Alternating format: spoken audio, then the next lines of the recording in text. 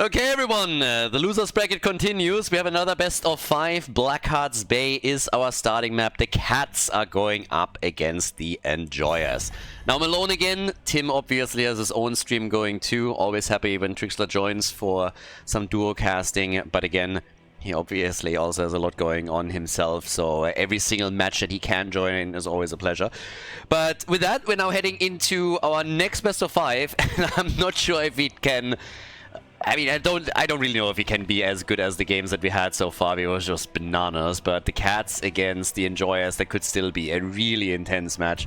And yeah, I'm here for it. We have 22 heroes that are banned for the entirety of the playoffs. And that, of course, means this best of 5 series as well.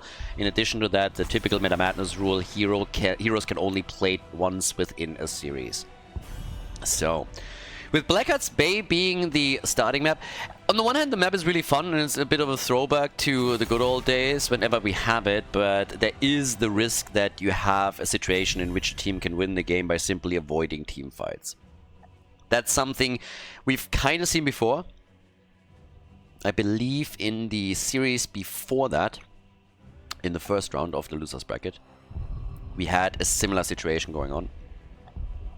False, that is big. If you can gust the opponent away whenever they're trying to make an engage, that's obviously huge, but let's see what the two teams have up their sleeves here. You've seen a lot already. We had our Cho'Gall. I'm still waiting, I believe, for Probius, for Valera in the playoffs.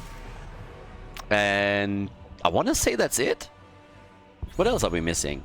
Valera hasn't been played in the playoffs. Probius hasn't been played in the playoffs. Murky hasn't been played in the playoffs. We've seen some of them in the... qualifiers at least, but I believe outside of those 3, every hero has been picked at least once in the playoffs. Even the Butcher. So I'm waiting for Murky to be busted out at some point. But yeah, Falstad immediately as a first pick. This is exactly what we talked about earlier. On Blackheart's Bay, it's controlling the side lane, so that's really nice. And then on top of it, you can gust the opponent away whenever they're trying to engage. So yeah, big pick for them. And on the other hand, we get Varian and Tyrande. Sniper combo. Tyrande is awesome here as well, because she is just incredible with her Owl for interrupts. So, yeah, that's pretty big. And then again, with a double pick. It's still early in the game, so you can always like play against us a bit. So they're going for ETC here for Drakia, and we have Cassia too. If you know that your opponent is playing around Varian, then especially on the support side, you obviously need someone that has a bit of a cleanse. So, yeah. But alright, we get our final bans in for map number 1. Doesn't shock me that Sylvanas has again been banned out. I would honestly assume that with Blackhearts we still get the most normal comp, just simply because it's the first map. That's one of the reasons, by the way, why we added these maps as the starting map. So Blackhearts Bay, Warhead, and all of these maps that we used as starting maps in best of 5s are actually not part of the map pool. So you can't pick them later on, but we have said we want those as the starting maps in best of 5 series, just because the first map is normally the most normal one, where the most heroes are still available. So to make it a little bit more interesting, we're now letting them play maps that are not that commonly used. Haunted Mines, Blackheart's Bay, we've had Hanamura in some of the qualifiers, Forehead Junction, and all of that stuff. So, yeah. And particularly today, Blackhearts has just been the pick, but as we're moving through the lower bracket, we're obviously going to get more other maps as well as starting maps. Khaldor is in, so even more follow-up stuns with the Gravity Lapse after Varian's Taunt and Tyrande's stun. They just have to sync it up. The problem is always that if Varian comes in with a Taunt and you have both of the heroes that should follow up on it, just YOLO out their abilities, and you're basically wasting a cooldown right here. So, yeah, you gotta really just communicate that properly, who's coming in as the second and then as the third, and that it will end up with a massive CC chain. We get Leo, we get Deckard Kane for the red team, and that leaves us with the final pick for the Enjoyers. Now, given their composition, they of course need some additional damage. And they don't have a global, so it's only Falstad. With the Haka being banned, they allowed Falstad to be the only global on the map. Up to the point where they pick Samura. Alright, here we go. Blackheart's Bay, everybody. Game number 1 between the Enjoyers and the Cats. Get ready for Get ready, your land lovers. Enjoyers on the left and the cats on the right. The blue team with Arion on Samuro. We have Lavakal on Tyrande. Ether is playing Sonya. Alvaros on Kelthas. And Itrax is playing Varian for the blue team. Over on the right side of the map, the cats with Drakia on ETC. We got Commander Rex on Cassia. We have Captain Rex on Deckard Cain. Mistake on Falstad. And Hirath is playing Leoric. So, off to the races. Game number 1, and it is time to shine. Who's taking the lead in this best of 5 series? Obviously, this is the losers bracket, so it's all or nothing, pretty much. If you lose here, you are out of the tournament. Samuro already down at the bottom of the map. Teams are, of course, also starting to wait now for the first few chests to come up. You want to get those as quickly as you can, too. And the teams not really brawling for vision. It's the red team that takes it all the way up at the top. After the changes were made by Blizzard, I talked about it a bit in the previous Blackheart's Bay games, but now that the hit points of the fountain are actually attached to the fort itself, the fountain doesn't soak a cannonball shot up anymore, which means that if you are turning in and you get a barrage from Blackheart, then the thing is gonna destroy the fort completely. So every single turn-in is essentially destroying one fort. Keeps it a little bit different. Have obviously more hit points there, but just as a side note, if you now get the turn-in, it will destroy it completely. Previously, that was not the case. Previously, you had to do some initial damage. The rule of thumb was always take one tower down and do a bit of additional damage to the gate, and then you can destroy it right away, but this has now been removed, so makes the objective more impactful than before even. But either way, we now have the chests up, so with that, there's already 4 doubloons in the hands of Captain Rex down to the bottom of the map. Arion with Samuro took, all of them. So here he's holding 5, easy peasy. No problem for him here, and he's even putting pressure onto Falstad, who's probably going to play a big role on the macro game. Gusts, as I mentioned before, are absolutely essential if you're trying to avoid team fights. If you, for example, hold the doubloons and you're trying to zone your opponent away throughout the battle. So yeah, there is a lot that you can do with that, but we'll see how successful they can be with strategies like this.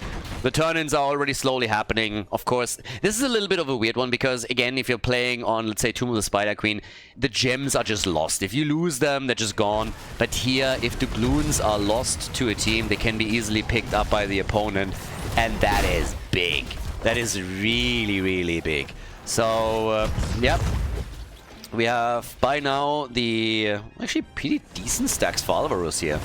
This is the beauty when you're playing on Blackhearts and you have those top lanes so close together. You can just rotate back and forth between the two of them. And if you're controlling that rotation, you will dominate the battle for globes. And Alvaros is showing that already. He's sitting at 8. But they're also trying to get a kill on Itrax. The problem is that we have 3 moving in.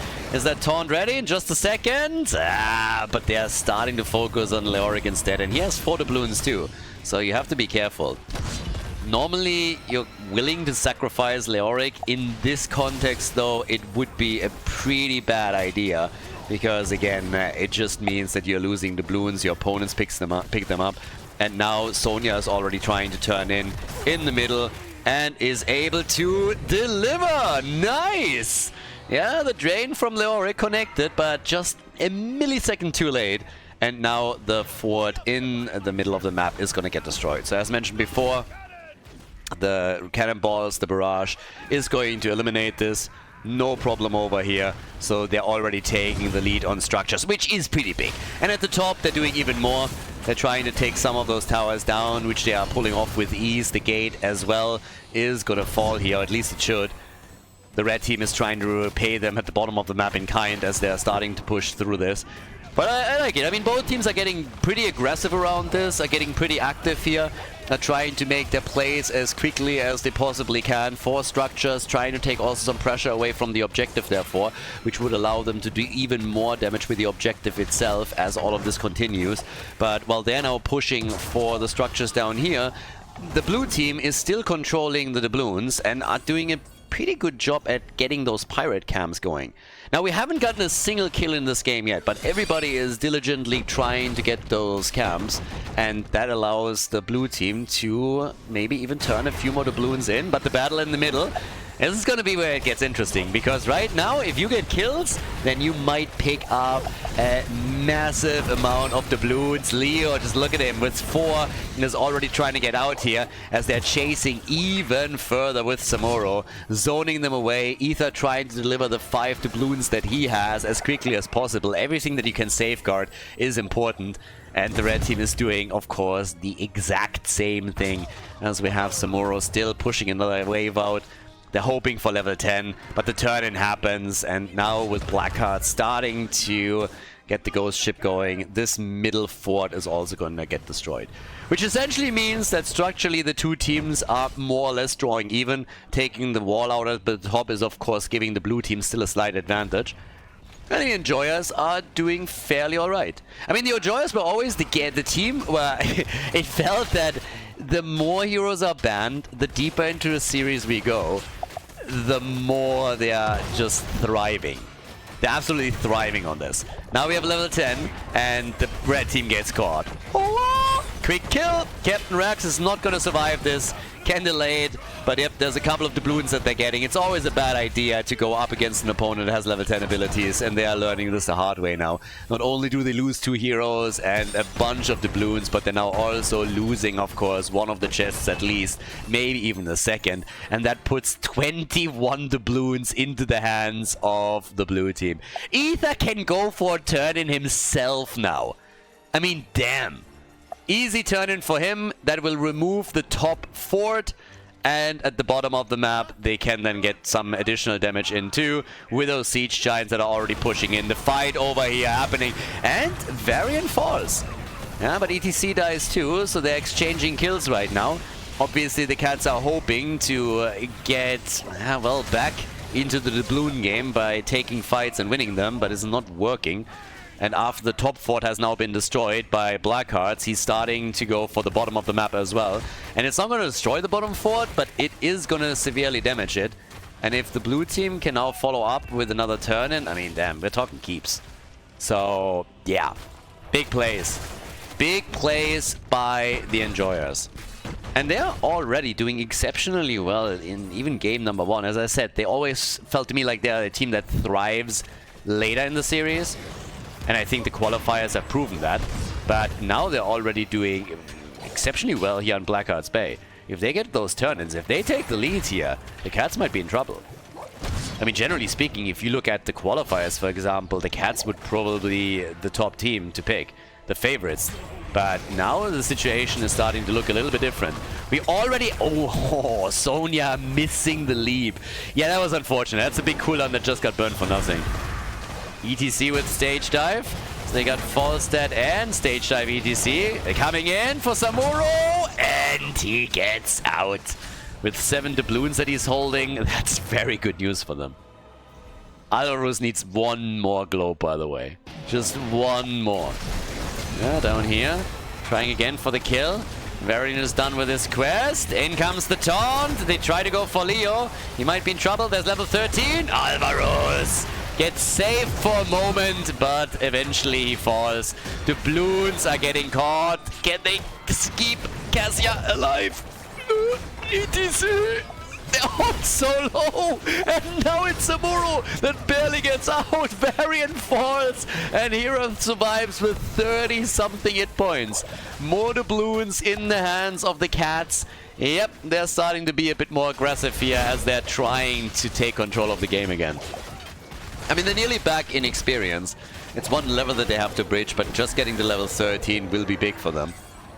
It is a turn-in from Samuro, on the other hand, that will be completed, and that is 7 doubloons that at least get safeguarded now. That was a big turn-in.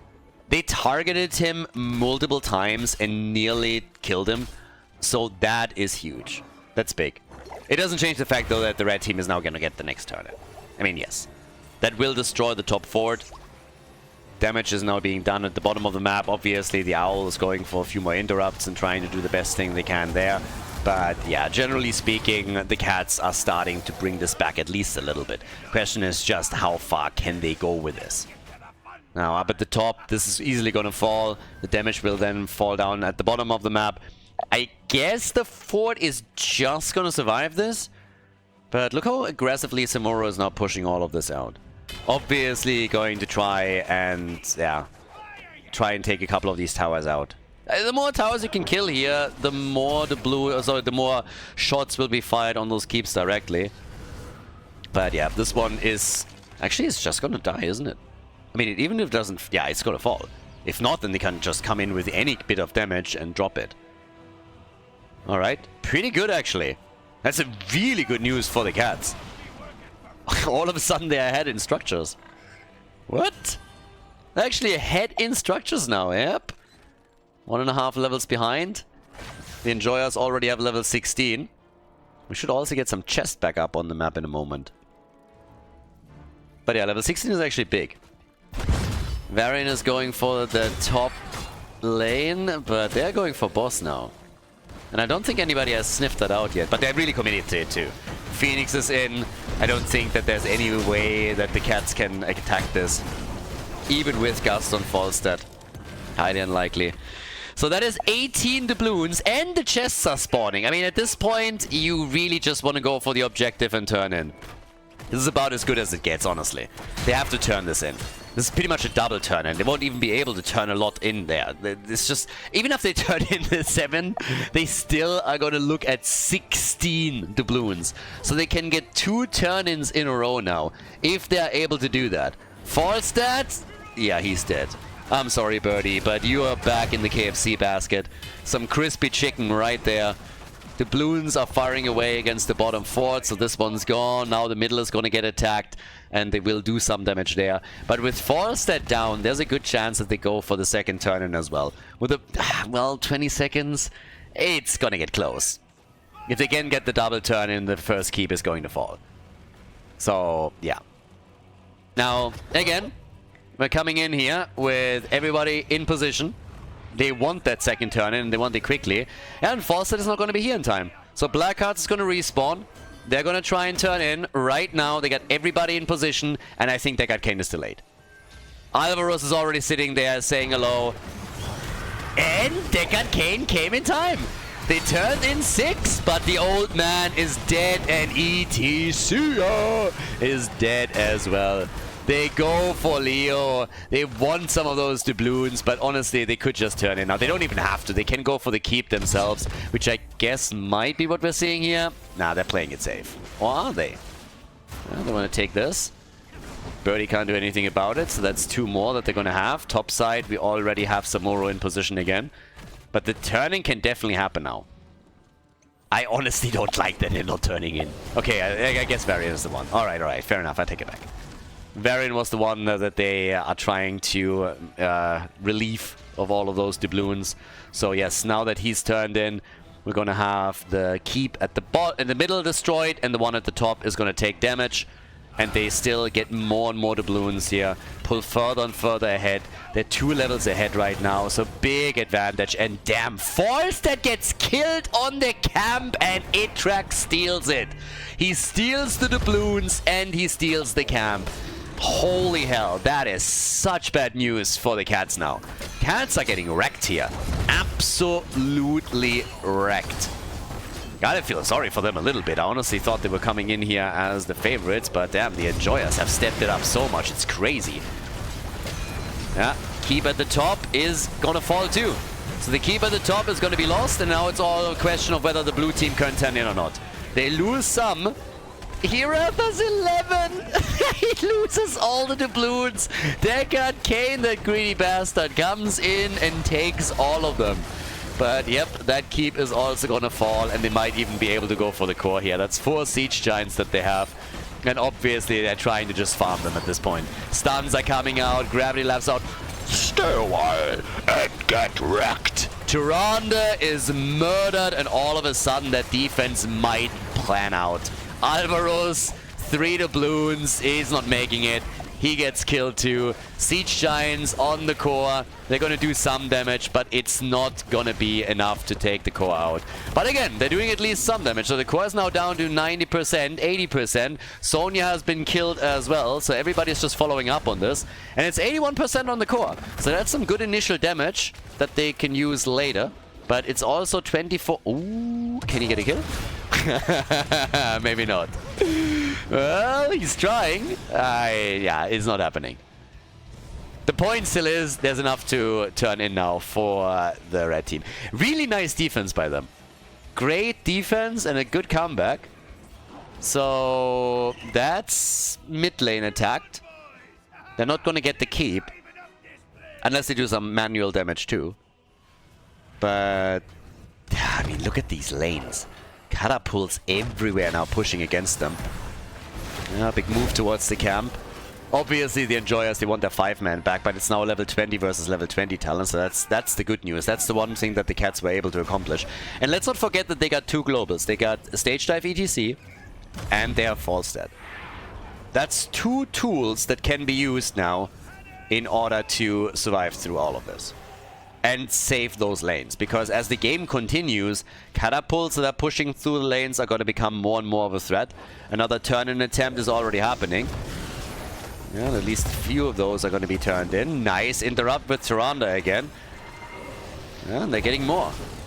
Yeah, there's a lot that's being spread down here, but they're not engaging for it. But guys, catapults on the core in a moment, and that is bad. Falstad has to retreat and deal with it. Yeah, they're turning in again. Catapults are still there, and the birdie is on the way. Chests are spawning, so while Falstad has to move back, they can go for additional doubloons. Sonya's already at the top, and if they can turn 18 in, that would end the game. 18 doubloons is ending the game. And, well, they have 18. What? Yeah, this is gonna get nasty.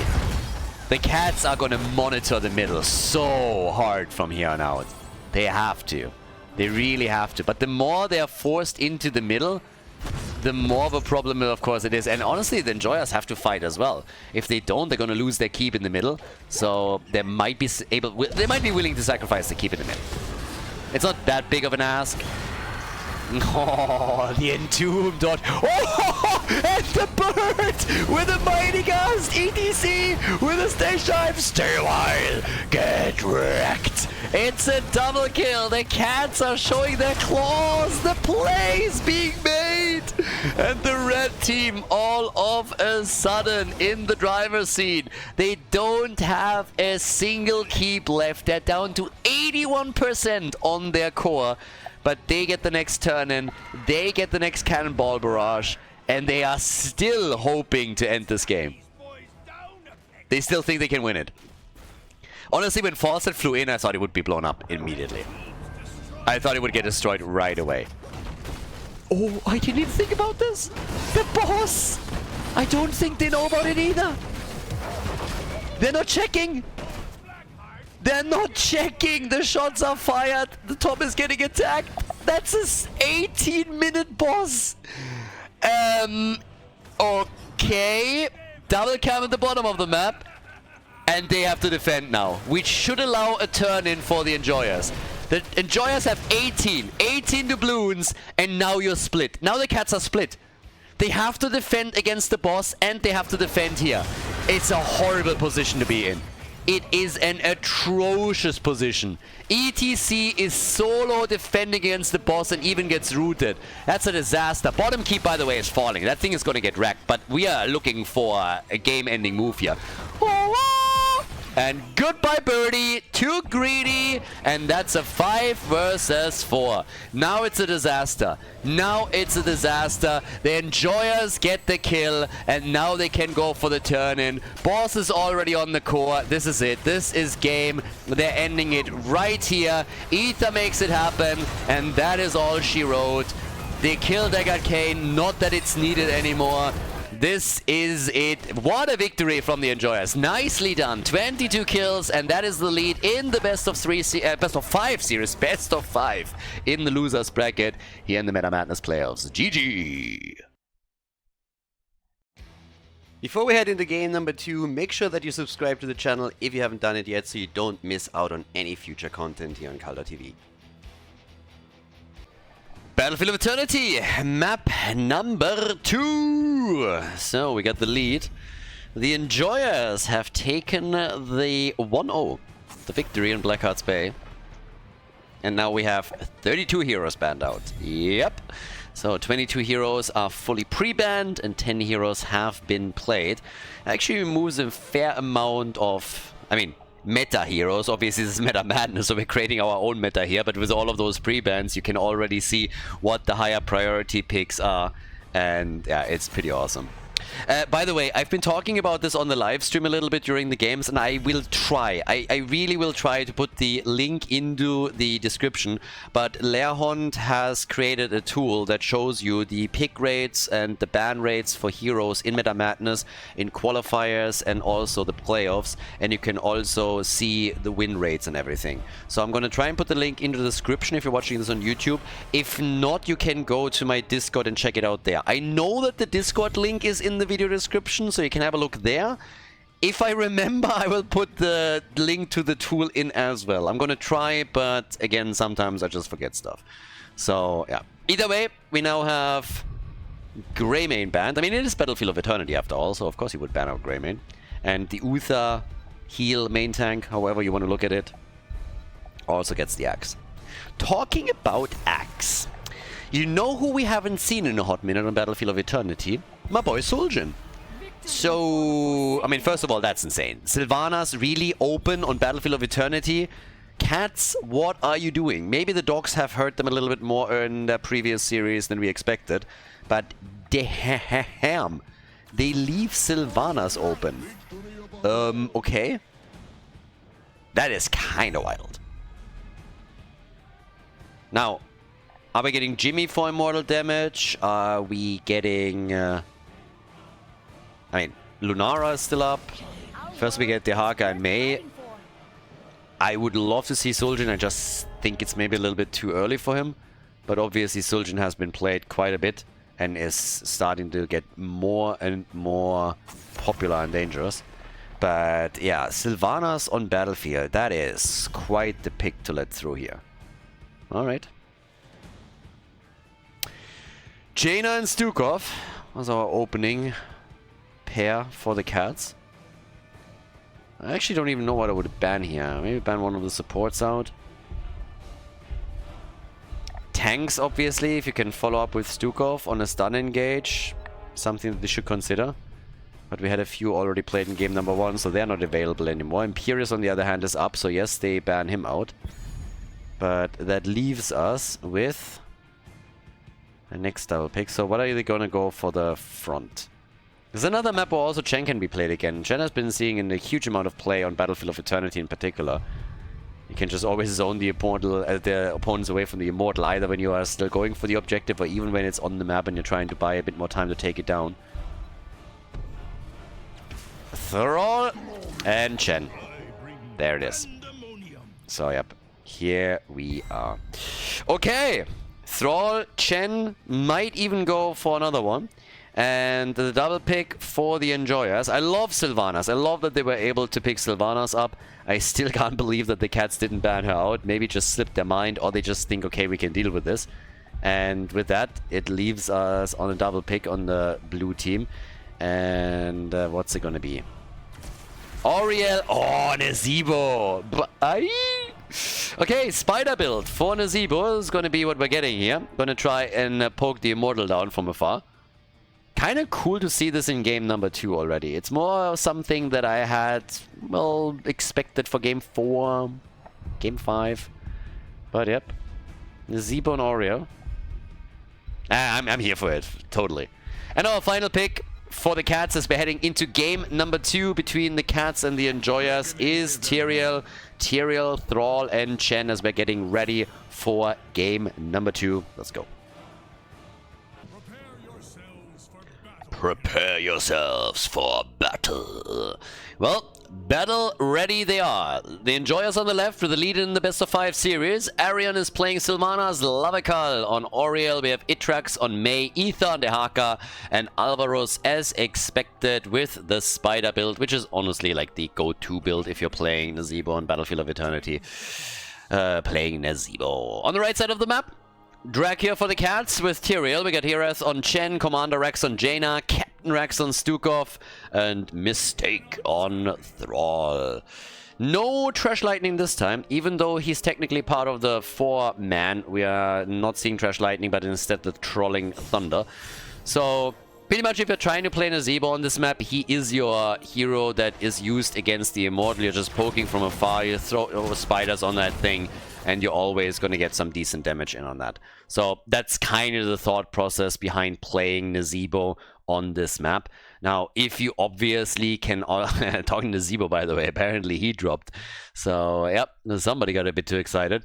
But yeah, so the thing is, if you can get him stacked as well, then that's great for the late game too. If it comes to one of those ridiculous Battlefield of Eternity games that nearly last half an hour, then of course it's going to be a massive asset there as well. But generally speaking, it is problematic to get the Voodoo Ritual stacked for Vile Infection. So normally, when Nazeebo makes it to level 20, he just upgrades his ult. Very rarely do we see anything else.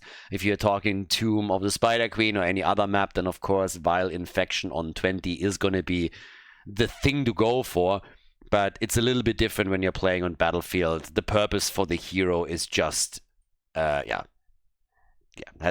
just changing. So we'll see what the top lane is going to do here too. Chen in particular is going to be a hero that we're going to have an eye on, but I'm kind of excited to see what the teams are now going to pull off here. So the Cats definitely have to keep an eye on Nazeebo, but it's not going to be a level 20 problem for them. Around the Immortal fights, though, that's a bit of a different story. It's kind of interesting to me that Commander Rex hasn't picked yet. I guess that pause. Tactical pause. Nazeebo dropped, obviously, but yeah, I'm not sure if he realized that he hasn't picked a level 1 talent yet. If he notices that, okay, there it is. Or if he actually didn't pick up on it. It's Lingering Chill on level 1. I mean, sometimes, you know, you're so much in your head, you're discussing with your team the next few steps, and you just don't realize what's going on there. But yeah, time will tell on what exactly they can do with Nazeebo, and also how well Nazeebo is able to stack. I would love for him to be able to get still to a Vile Infection play, but for now it's just trying to poke against the opponent. They're going to go for the Immortal with this, and of course the camps are down at the bottom of the map now as well, as the 1 minute mark has passed. And right here they're also starting to get some work done. I mean, obviously the red team is ready to fight back and contest this, but immediately Nazeebo is attempting to zone them. There's spiders everywhere, and Jaina does not like that. So Jaina has to actually back out. And I was like, yeah, no thank you. Keep those spiders to yourself, and they take 1 camp. But it has a little bit to do with the fact that Thrall and Chen were both at the top, so they were outnumbered to begin with, which is never really a good sign. So, but yeah. I mean, again, they're doing what they can right now. We'll see how much they can actually pull off with this. But for now, what we're seeing is, of course, mostly the blue team pushing for a few of the structures down at the bottom of the map, trying to get their stuff done. And yeah, we'll kind of take it from here. I mean, the big plays, honestly, is coming once that the objective is up. That's when it is going to get interesting. Before that, not so much. I'm actually surprised that this camp hasn't been taken yet, and I don't really know why. Normally would have expected this to be taken roughly around the same time that the opponent does, but yep, that didn't happen. So now what we're getting instead is just the teams going for their Shaman camp, giving the Enjoyers essentially an advantage on camp clear for the bot lane. That's a bit of an experience boost, gave them also some control on lane. And it's now too late. Well, is it too late to go for this one? Apparently not in their eyes, but that means that they're giving up position on the first Immortal phase. So now that it's been sniffed out too, the rotation is happening. This could backfire quickly. Arian is already here, Dehaka is saying hi, and now that the rest of the team is coming in, they're going to be forced into that fight, and I don't think they want that to happen. So yep, that's Chen gone. Chen is not making it, gets whipped into the wall, and that is the first blood of the game. So the Cats, couple of questionable choices there. Now, on the Immortal, they're getting some initial damage done, but obviously up here at the top, the same thing is now happening as the Enjoyers are collapsing onto the objective. And down at the bottom of the map, Alvaro's still pushing this out a bit, getting a few more stacks together. Halftime show is already over, and yes, the Enjoyers lost it, but now they're even trying for Thrall, slowing him down heavily and allowing Sylvanas to get more damage done, which results in the first tower getting destroyed. And I'm not quite sure if the blue team can really win this one, but they at least can get the shield down so low that it's most likely not going to make a big difference. So 4,000 hit points left. I think they could have been played a little bit better if they would have made a move for it, but they're still going for the team fight and hope to get a kill here, which would make the defense, of course, so much easier. An early level 7 talent would basically do the same thing, help them to defend. But the Haga is still at the top and pushing a bit. Now, they are running the global. That is giving them a map control advantage already, just to start things off with. And down here, as you can tell, with now Nazebo going full on spiders with a level 7 talent. We have him also 90 stacks already on level 1, so he's going to complete that in a moment.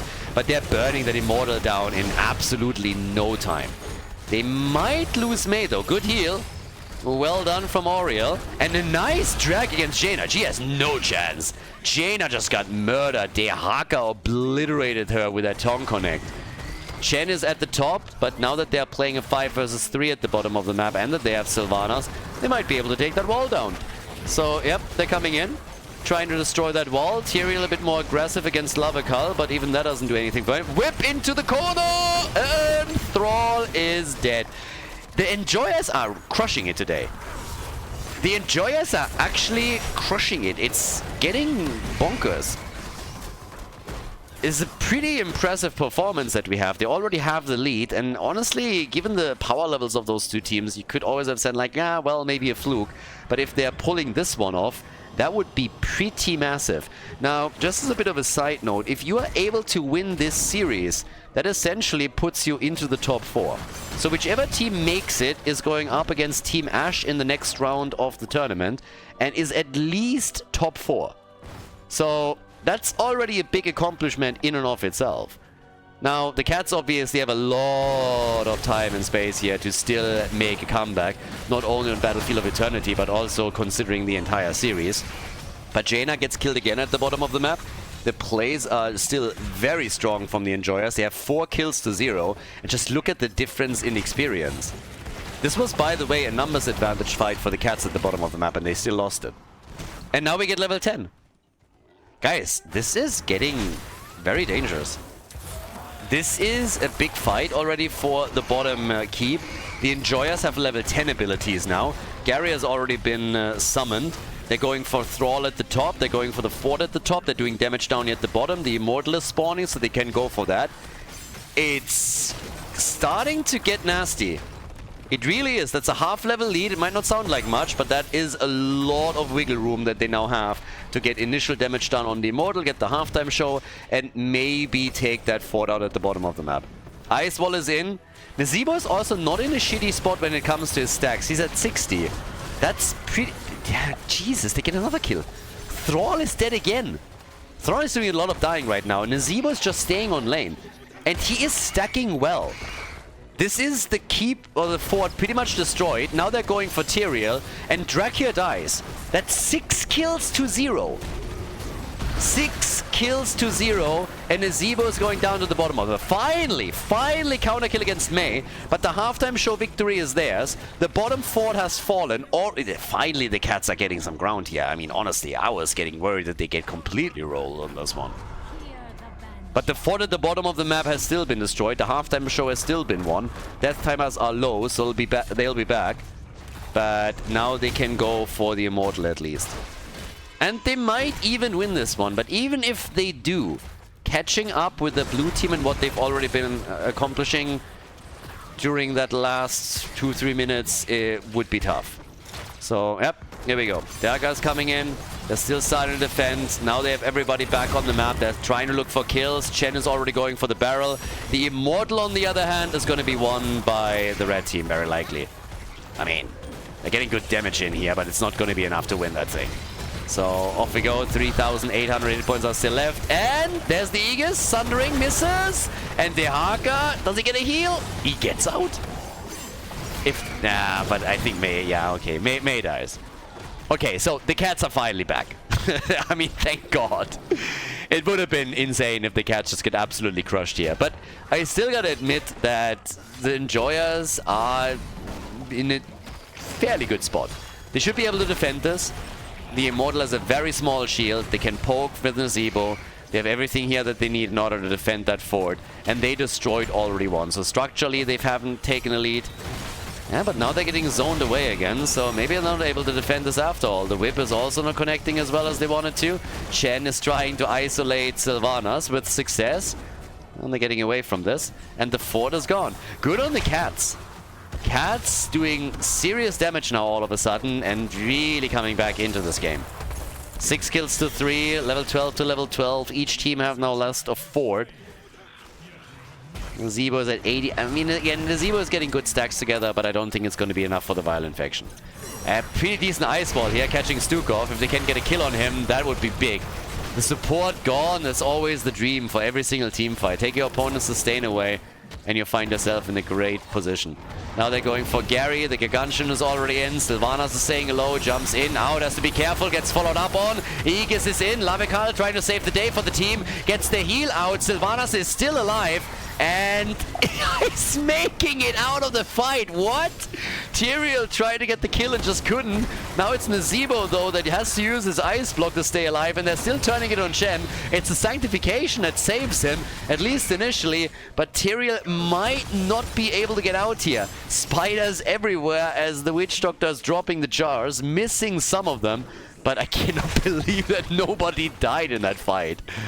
Absolutely nuts. And now they go again for Mei. She might get out of this one. Yeah, good cover also from Nazebo. He's at 95 stacks. I mean, every single time that I see him with this many stacks, I'm wondering if they might be tempted to go for Violent Faction.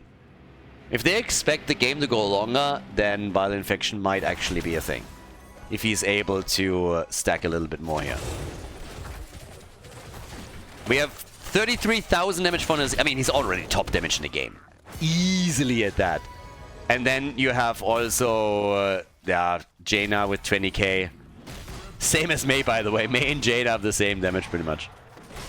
And Sylvanas at 25,000. Sylvanas, talking about her, at the top, has started to move in again. And yep, she used possession on one of the catapults. And that's a fort gone. Teams are going again for the halftime show, and the blue team just has a little bit more oomph to their name. They win the halftime show, but can they also win the objective? So far, they don't have the best track record there. It's always nice when you have possession and Sylvanas just steals them away. You think you're like, yeah, I got catapults, and then Sylvanas comes in and just takes them from you. So yeah, there's the drag on Thrall. He's again in trouble, so is Nazebo, but it is Stukov that dies. Jaina is dead as well. They get the double kill. 9 kills to 3 now. And, well, they might go for another one. Sanctification, Tyrael. He gets away, but Nazebo is already on the Immortal, and yep, they're gonna get it. And this is a 50% shield that they're running. 50% shield for the Enjoyers, and they've already destroyed both the forts. And they're even triggering the camp. Oh, damn, they're going for everything here. Yeah. They're taking the oh, are they fighting? There's no level 16 talent yet. There's no sanctification. They stole it! Tyrael stole the camp! Tyrael stole it with the holy ground, and they killed the Zebo! No way! 3 heroes are dead. 3 heroes just died because they got a little bit too greedy and they wanted it all. They didn't have a level 16 yet, and the cats just said, alright, fuck it. We're coming in here and we're taking that risk. If it works out, great. If it doesn't, well, whatever. So they kill Nazebo first, then they kill everybody else. They steal the camp too, and now they have an easy defense going on at the bottom of the map. Those are the plays that you gotta make. Holy Ground takes the camp. They get 3 kills. And they get the free defense. And now they're level 16. Yeah, if you're the Enjoyers right now, you're pissed. They got a bit too greedy. They thought they could do it. And, well, they got shut down. God, they must be annoyed. Imagine how mad they are right now. They're just like, ah. So, yeah. Off we go. They go for Tyrael again. Ice Wall is out. He gets dragged and drops the Sanctification again. Yeah, and it's Sylvanas that falls. Tyrael gets out. Sylvanas is dead. I mean, at this point, the Enjoyers are just getting unlucky. Erst hatten sie kein Glück und dann kam auch noch Pech dazu. Herath gets chased. It's just crazy. It's honestly just crazy.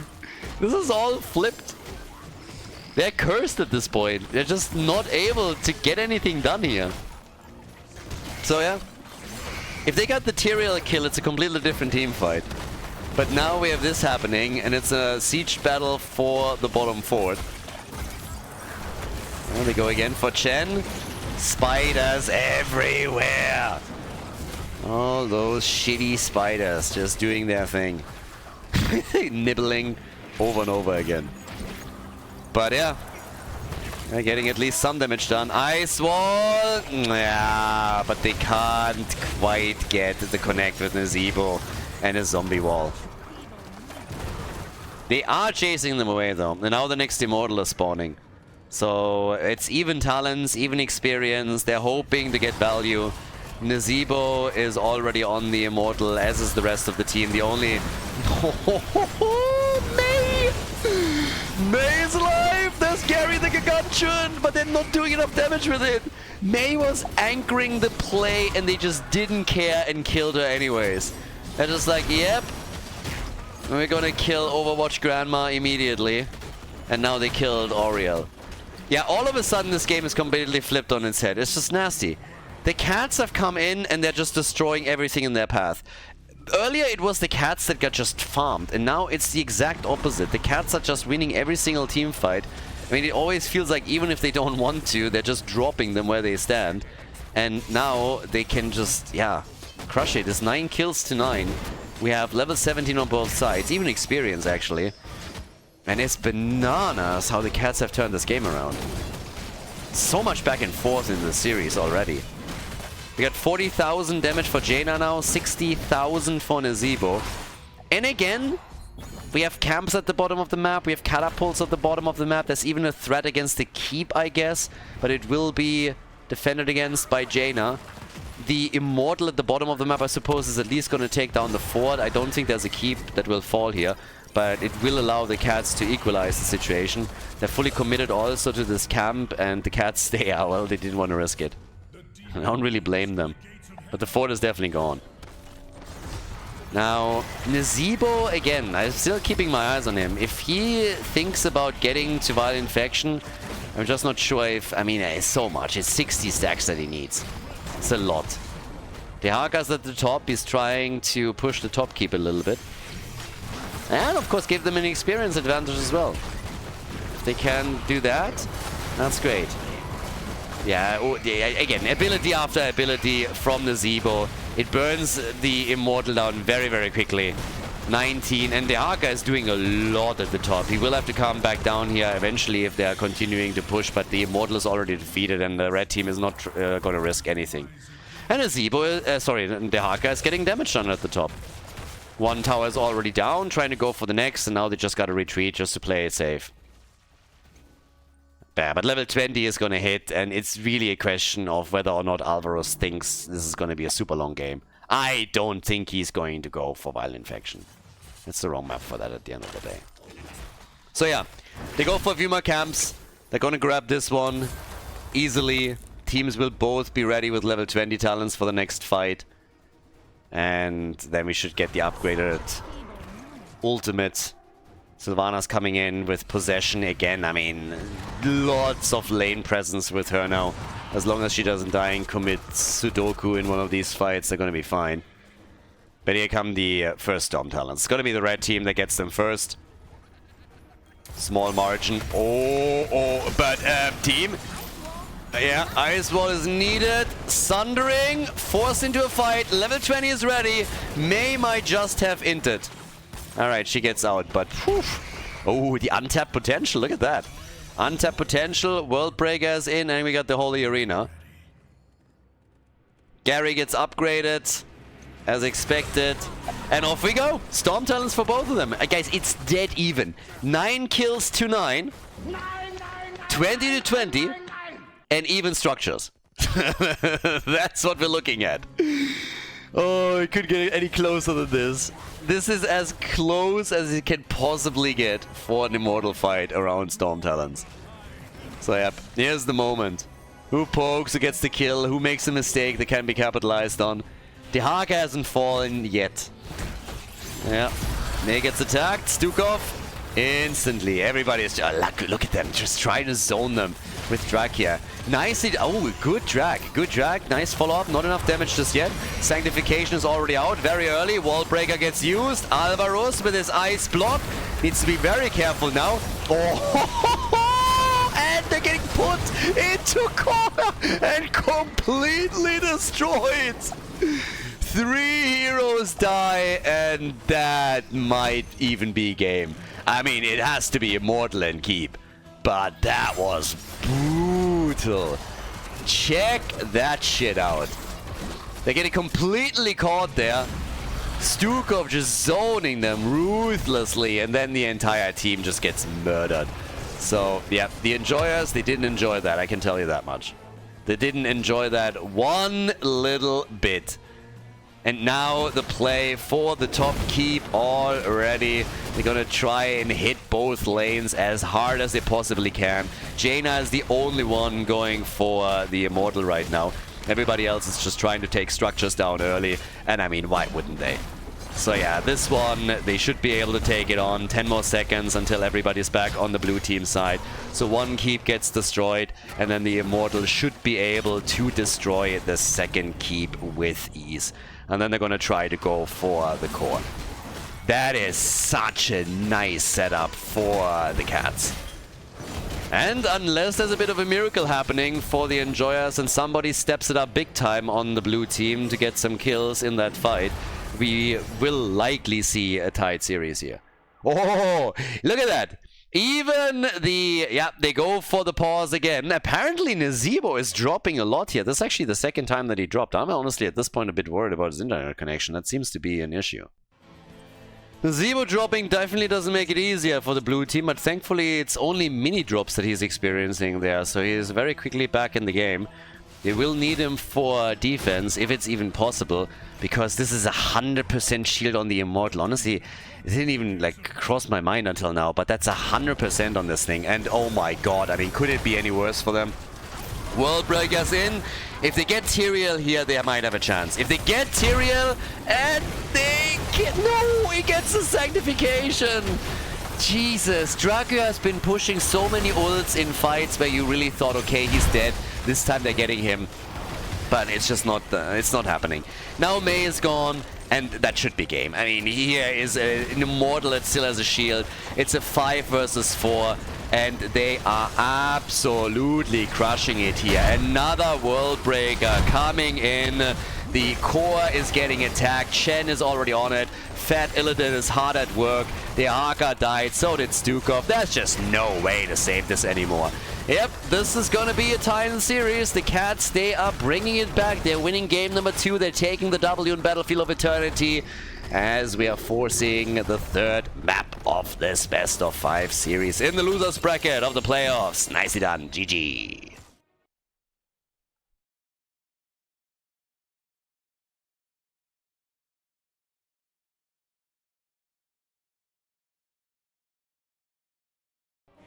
Well, we're headed to Dragonshire, and the series is tied. 42 heroes are now banned for this match.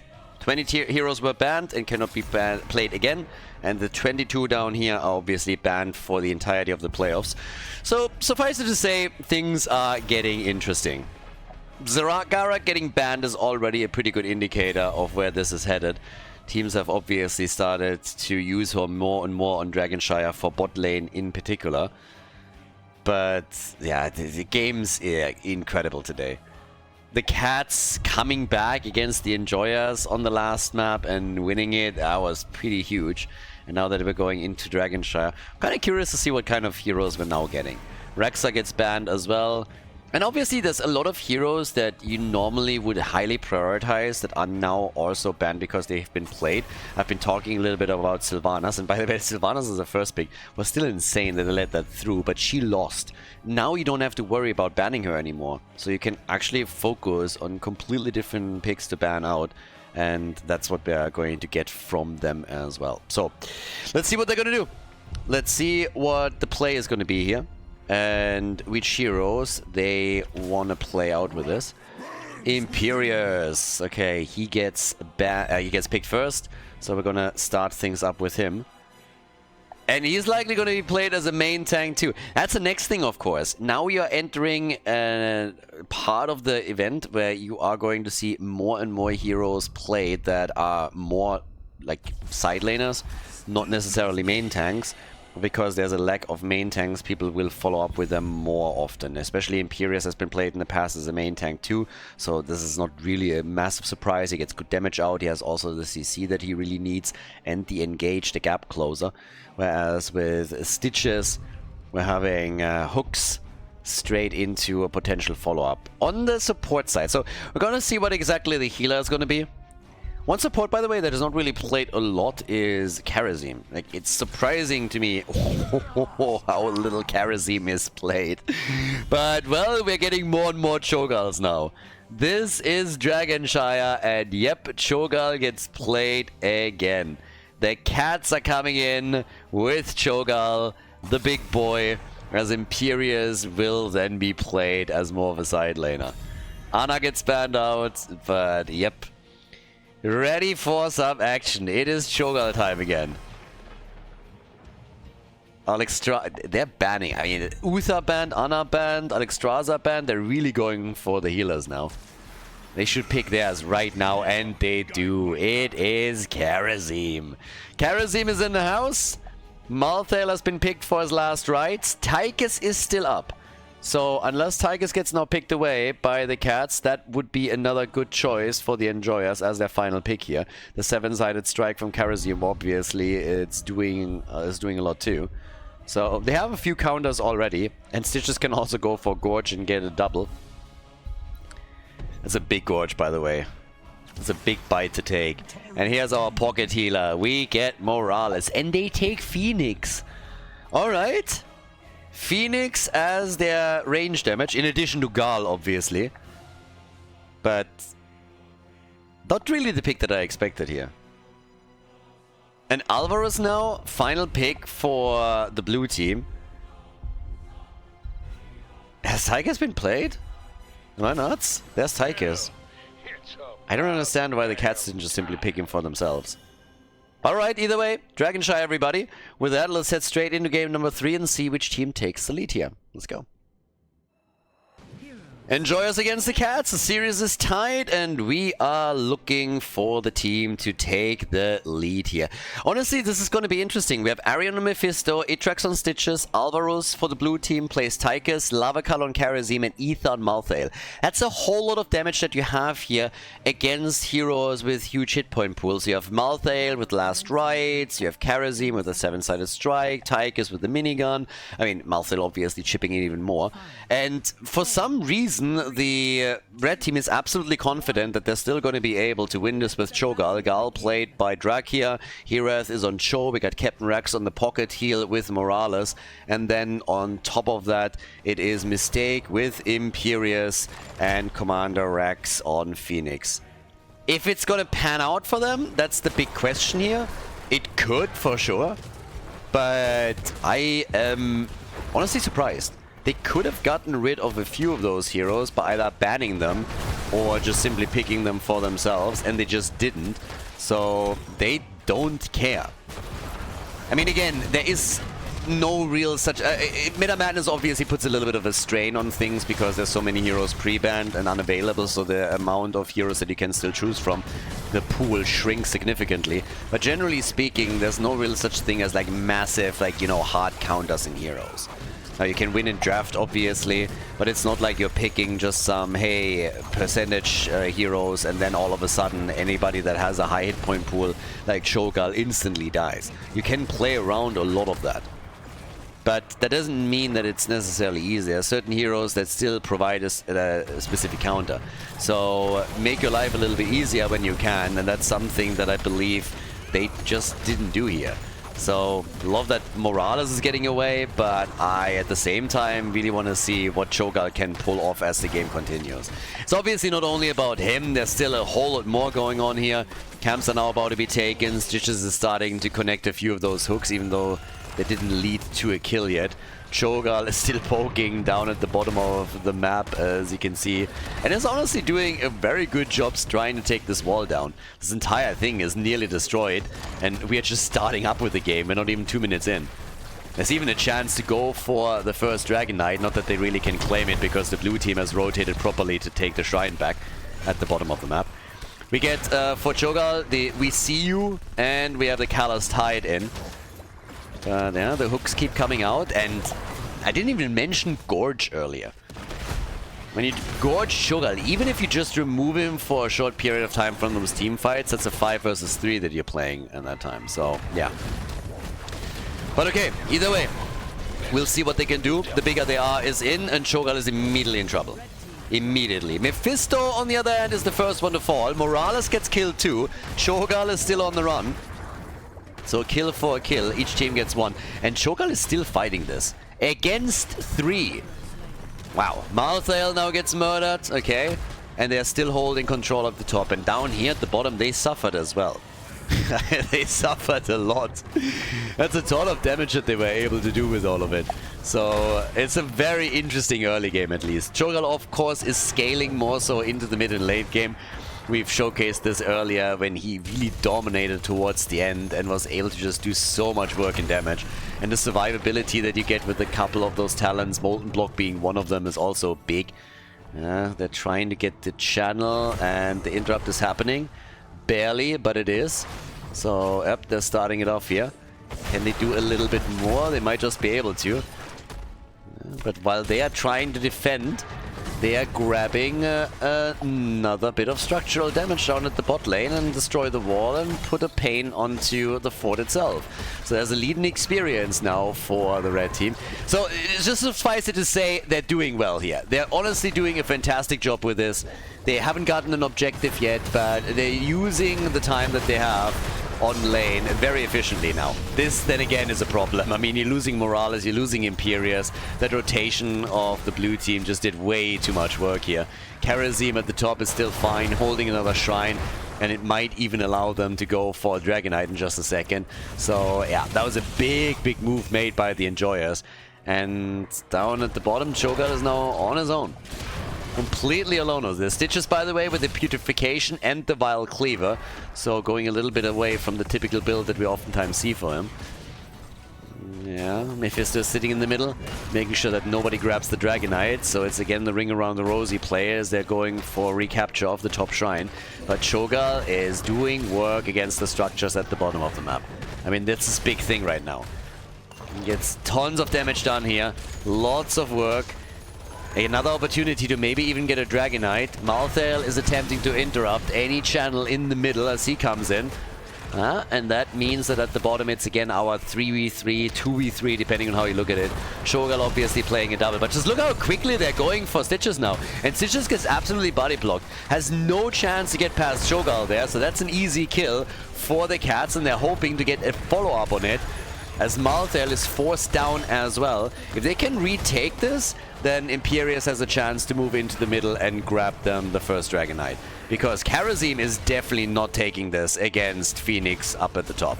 And there's the channel. Imperius is not in the middle anymore though. So they have to wait this out a bit longer. But now that Imperius is moving in, there's a chance. And well, there was a chance. Because after all, with the assist of Mephisto, Karazim was able to retake at the top. Now we're heading slowly into level 10s. We're not quite there yet, but any second now heroic abilities are going to get dropped. And there's Last Rites, and there's the 7-sided strike. This is exactly what we were worried about earlier for them. So let's see if they can get some Cho'Gall kills with this. And of course, Stitches with Gorge, which makes this even more, even easier. Then again, that's the first kill. Or I thought it would be, but Malthael is still alive. 7-sided strike and Gorge not coordinated. Yeah, that was bad. And Cho'Gall survives. They're getting everybody into action down at the bottom of the map. Malthael survived, which is ridiculous, honestly. But they're getting Tigers, they're getting Stitches. So, yep, indeed, 2 kills against the blue team. And now they're going to lose that bottom fort finally, aren't they? That was honestly a bit awkward. 7-sided strike alone was kind of negated by this. So, that in and of itself could have done so much for them. Now at the bot lane, they're obviously destroying the fort, so there's that. And in the meantime, with 5 kills to 3, they are hoping for a Dragonite up at the top. Seems like Mephisto is going to fall, and they're trying for Malthael too. Both of them are going to die here unless Ether is pulling off a miracle. And he does! I expected Commander Rax to follow up on it, and he didn't. So now we got Morales on the Dragonite on our way towards the top. 1 fort is already destroyed, so they're attacking on 2 lanes.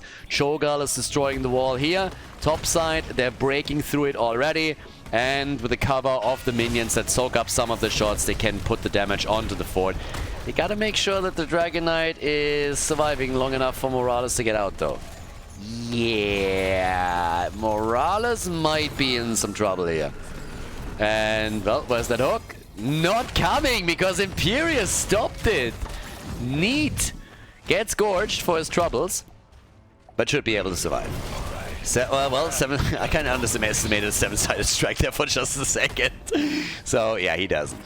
So that's a kill that they got. Imperius is gone. Not enough damage in the middle fort to really make this play worth it. I thought they would be able to do a bit more there. But, yep, no. And, yeah, they are still poking. Another camp about to be taken. Ah, well done. Heruida able to juke out the hook. But there's Stitches again. No ult yet for him, obviously. With level 13 talents, we're gonna get a bit more survivability for Cho'Gall, I'd say. I would be surprised if not against 7-sided strike and last ride. So yep, there it is. The Molten Block is now in action. Molten Block is in, and we get the Twilight Nova form. Both teams with level 13 talents, which instantly also extends the hook range of Stitches, so it's good news for him. And Mephisto is dead. Yeah, could have tried to delay this, I guess, but that's all. So that's a neat one.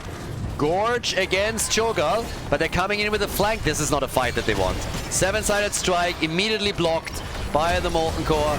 And now they can go for the kill here. Last Rites gets a kill and a stack. They went for Stitches. They go for Kerosene. Tigers is dead too. They're all over the place by now. Only Malthael survives for the blue team. The Enjoyers, they find themselves in some trouble. A level behind, another fort about to fall. And Cho'Gall just reigns supreme over here. Yep, it's the Cho'Gall Supreme play.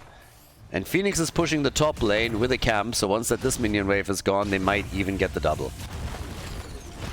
Yep. They're getting this one at least. 1 fort down. And now this one is probably gonna fall too. They might even get a Dragonite out of this. Objective is up. Yep, this fort is hurting, and down at the bottom of the map, not only are they starting to go for the camp, but they are threatening the DK in the middle. This fort is nearly destroyed. Malthael saves it. They go for the camp just in time. If they would have had somebody in the mid lane, they could have gotten the DK, but they get value at the bot lane instead. And honestly, Imperius, after he gets the Siege Giants, he can still make a move. And look how close they are to level 16. That's the bigger problem. Stitches with a hook, not enough. And it's time for a Dragonite. Mistake takes it. They got level 16 now. That's no opportunity to go for the bot lane again. They're not going to make a move for the top. Oh!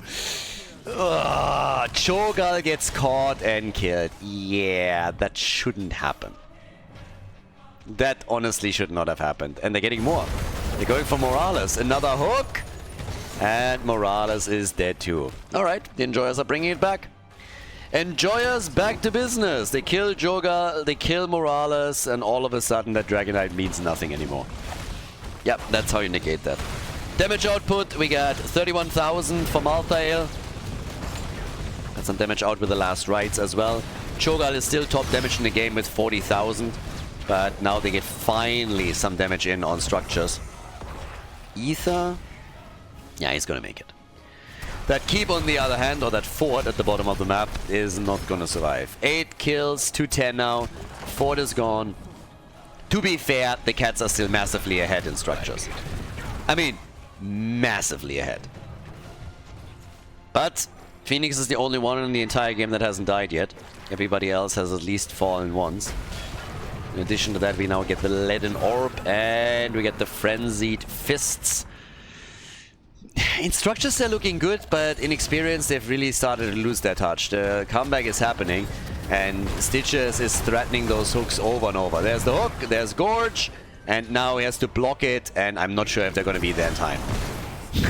He gets killed right away. Cho'Gall is dead again. These are exactly the kind of kills that the enjoyers need if they want to win this. Exactly that kind of play. Get that hook, get that Gorge, and then just follow up on it. It's 10 kills to 10 now. And yeah, again, it's getting tricky. You have so many good tools against you. Only one stack on Malthael. I guess that's at least a little bit of good news for the red team, because at the end of the day, the more cooldown reduction that Malthael gets, the harder those last rights are hitting later on in those team fights. If you can start dropping 1 or 2 more of those last rights in a long and extended team fight, then that molten block is just not going to do you any good anymore. So yeah, they're going for the keep at the bottom of the map. They've taken the lead in experience now too, and it's getting more dangerous by the second. Keep is not looking good at all. They might not... Well, actually, if they're getting a kill here, it's a different story. It's Imperius that wants to turn it. Last rights, it's a kill. And they get a hook on Phoenix, who barely is able to make his way out. But now the keep at the bot lane has been destroyed. Keep gone. And that's, again, a lane that is fully opened up. Granted, they haven't destroyed the fort in the middle and the top yet, but still, they now have an actual lane where they can win the game if they just take another team fight. Yep, it's pretty darn good. And Malthael is also starting to catch up with Cho'Gall. Cho'Gall has not gotten any damage since I last checked this out. So, yeah. Top lane is getting attacked now too. And level 20 is the next on the horizon. They're already set up for this. They want to go for, well, Malthael maybe in the middle. Yeah, they're going to be too late. No Dragon Knight. That would have been a sneaky move if they had somebody ready in the middle, which wasn't the case. So yeah, unlucky. Here comes the attack, at least against the Siege Giants, taking those out. The experience lead for the blue team is now going to lead to an early level 20, so that might even give them a Dragon Knight. But Cho'Gall is now up at the top, so yep, they're going to take this in time. Not a problem here. Nobody can channel this quickly enough. But the more important part is Storm Talons are kicking in. And of course, with that, we're now getting Mimic. We're getting Commandeer Odin. I have read this wrong for at least a year, by the way. Oh, sorry, big red button. But this is actually Commandeer Odin and not Commander Odin. I've read this as Commander Odin for, I think, the first year of Heroes of the Storm, until at some point I actually was like, this is written really weirdly, and I was like, ah, you're commandeering Odin. Alright, alright. That hook was nibbling. That hook was close. The thing is, with Pulverize, you can obviously now slow a target down, and then if he just gets close... Look at this. They're actually going for it. They're going for game here. The Enjoyers are just full-on Storm Leaguing this one. I mean, they're the Storm League Enjoyers after all. The Masochists. So they're coming in. Cho'Gall with Twilight Frenzy and the Hour of Twilight. The core is losing hit points indeed, but they're really trying now. They got big red button. They're coming in. 70%. 2 heroes are dead. I'm not quite sure if they got the damage output for this. I don't think so. They're getting fully wiped on the core. Nano boosted, or not nano boosted, like Cho'Gall with the Hospic Scare and the hyperactivity, or better, the Stim Drone is actually ridiculous. But yeah, they just get completely wiped, well, basically, on the core. And I'm honestly not sure what the thought process was. That was always a bit of a question mark, and now they gave up on a huge advantage, and they don't have map control any longer. So I'm not quite sure why exactly that was needed. They're gonna lose a keep at least for this. Maybe even more than that. So I'm a little bit speechless here. The Enjoyers, they just... I don't want to say they threw the game. They might not have. But they definitely threw that fight. Last rights. See ya! And well, Malthael dies too. But hungry Stitches, and I think he might get a kill here. Molten Block is in. And they get out. It's kind of wild. Look at Stitches. Stitches defended the keep. And he's gonna die. No, maybe. He survives. Stitches defended the keep and survives. That's crazy. I mean, that's just crazy. That's insane. How is that keep not destroyed? It's ridiculous. How many games did we have today? How many maps that were just absolutely insane? I mean, it's one incredible game after another. So they're going for the camps here. Stitches is absolutely crushing everything. Somehow. What is his damage even? Stitches is at 29,000. That's not really a whole lot. I mean, honestly, putting it into context with everyone else, he's only 4,000 damage behind Tigers. Sounds a little bit different when you, contextualize it like this. So yeah, very different story all of a sudden. I still cannot believe that they didn't take that keep down. But alright, now it's Catapults and Siege Giants. They killed 45% with the last attempt to go for the core, so if you just do it again, like, I don't know, maybe you can even pull it off. They're still waiting for that big hook. Malthael! Ether! And he's dead. He's dead. Then again... oh, look at this! What a fight! And here comes still Salvo! Can they get a kill? Stitches! Stitches is dead. Malthael is dead. They're getting everybody. They're getting everybody, but Shogal gets killed too! It's Mephisto that dies next. 5-man team wipe. The entire team is gone, and we have Winions, baby! But the Siege Giants are blocking some of the catapults. Guys, you need to send somebody back. Morales to the rescue? I'm not so sure about this. 50%, 44%. They are about to take the keep, and the catapults are gonna take the core down. Take the catapult down and do it quickly. 27%. They've taken 2 keeps down. They're gonna take the next one. They can't. Where are you? Ah, they go for the Dragon Knight. I was just saying, like, where are you going? And I was like, okay, it's a DK play that they're making.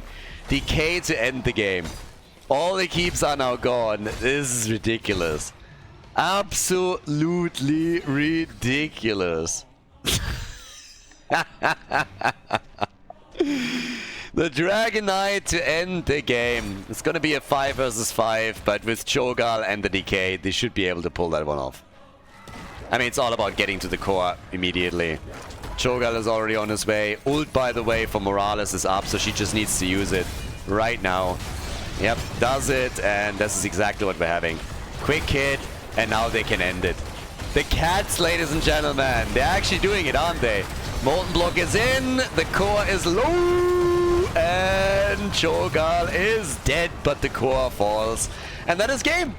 70 kills to 20, 37 in total, as the cats take the lead in the best of 5.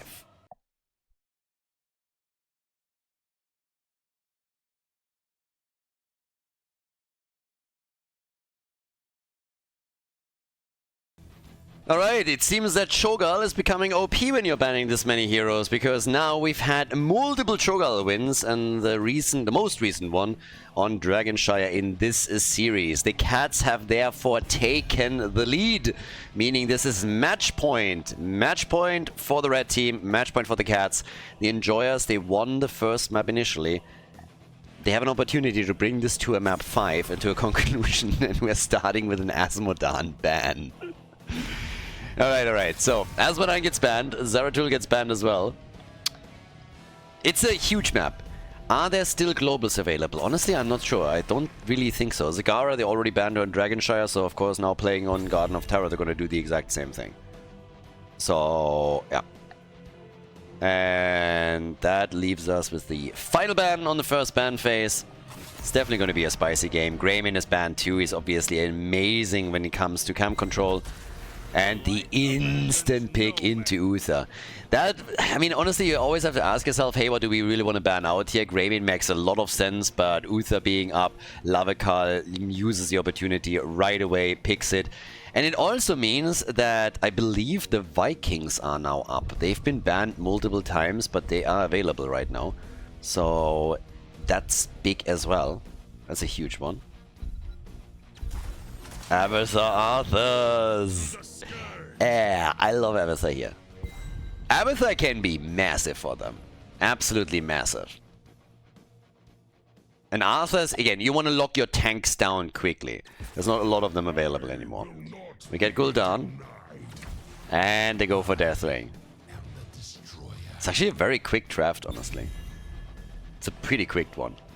I mean, normally when you're talking game number 4, game number 5, teams are really like, alright, what are we going to do?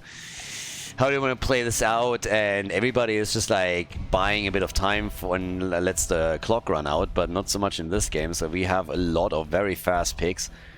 And Deathwing, Gul'dan, Uther, they get, you can tell they get exactly what they want here. They're pretty happy with their picks. Kerrigan gets banned.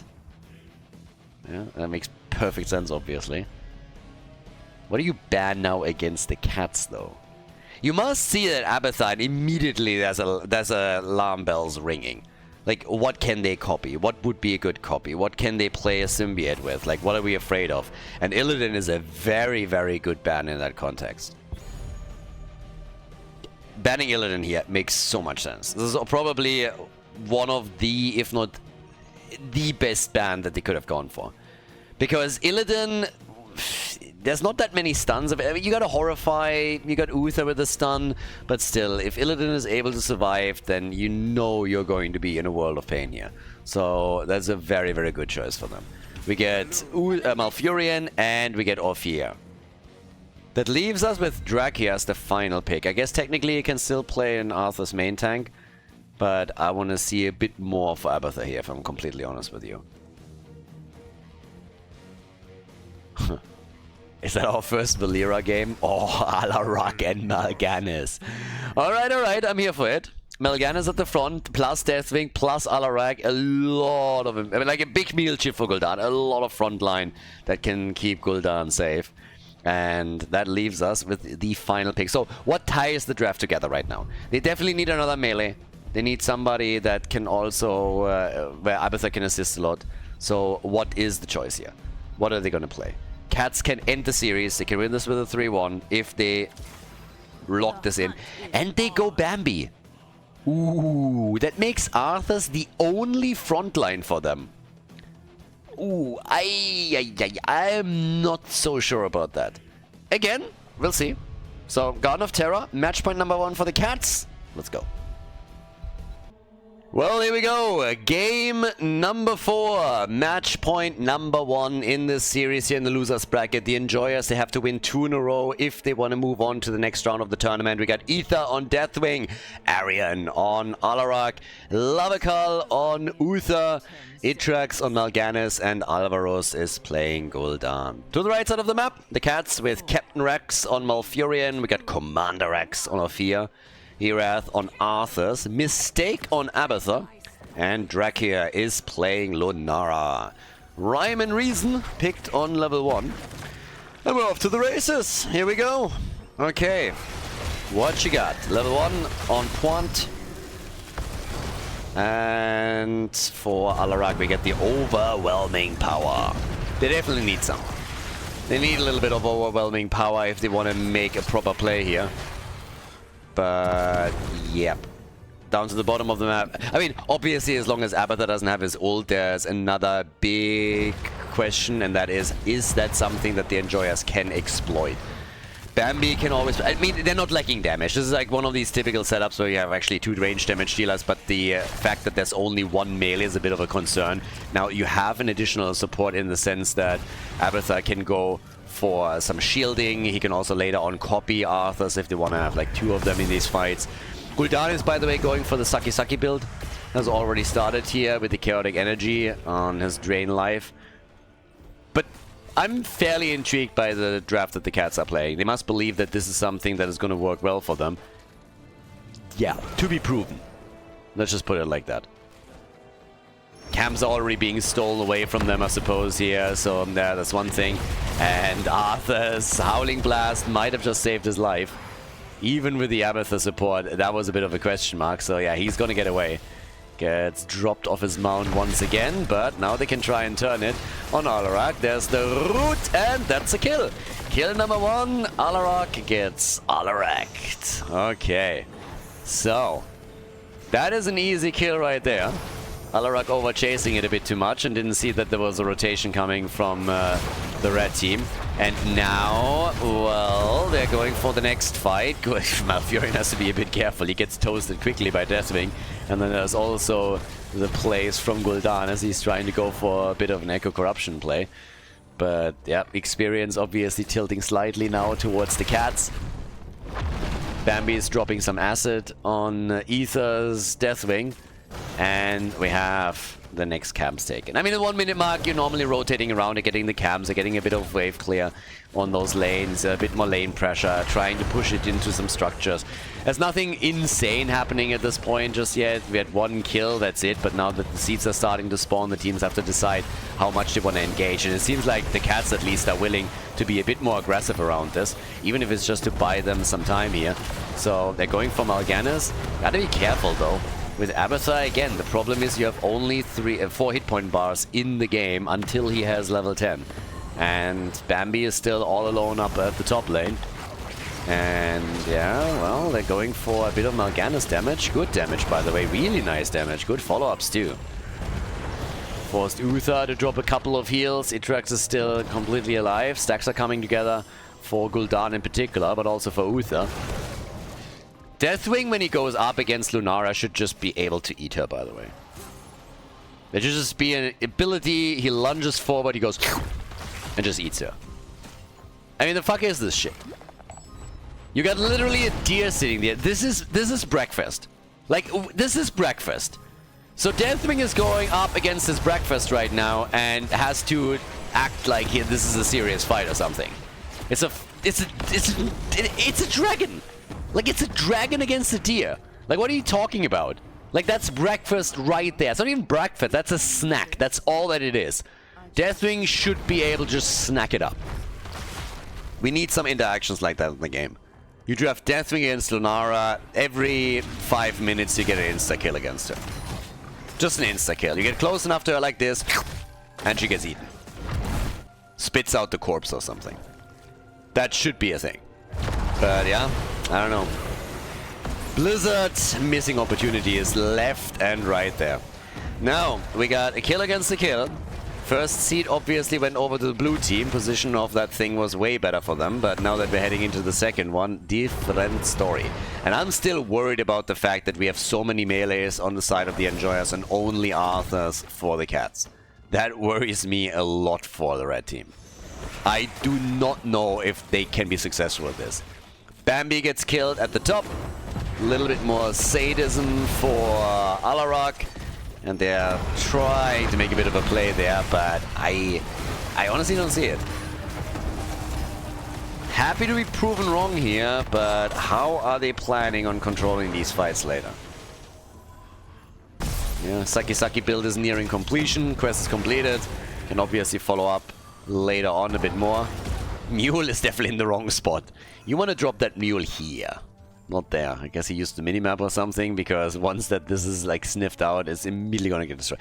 Again, not really too important. We're not talking fort, we're not talking keep, we're not talking core, so it's like, oh fine. You're gonna be alright with this. Now as is, Alarak down at the bottom of the map. We have in the meantime Guardian of Ancient Kings. Level 10 talents are of course gonna be the next ones.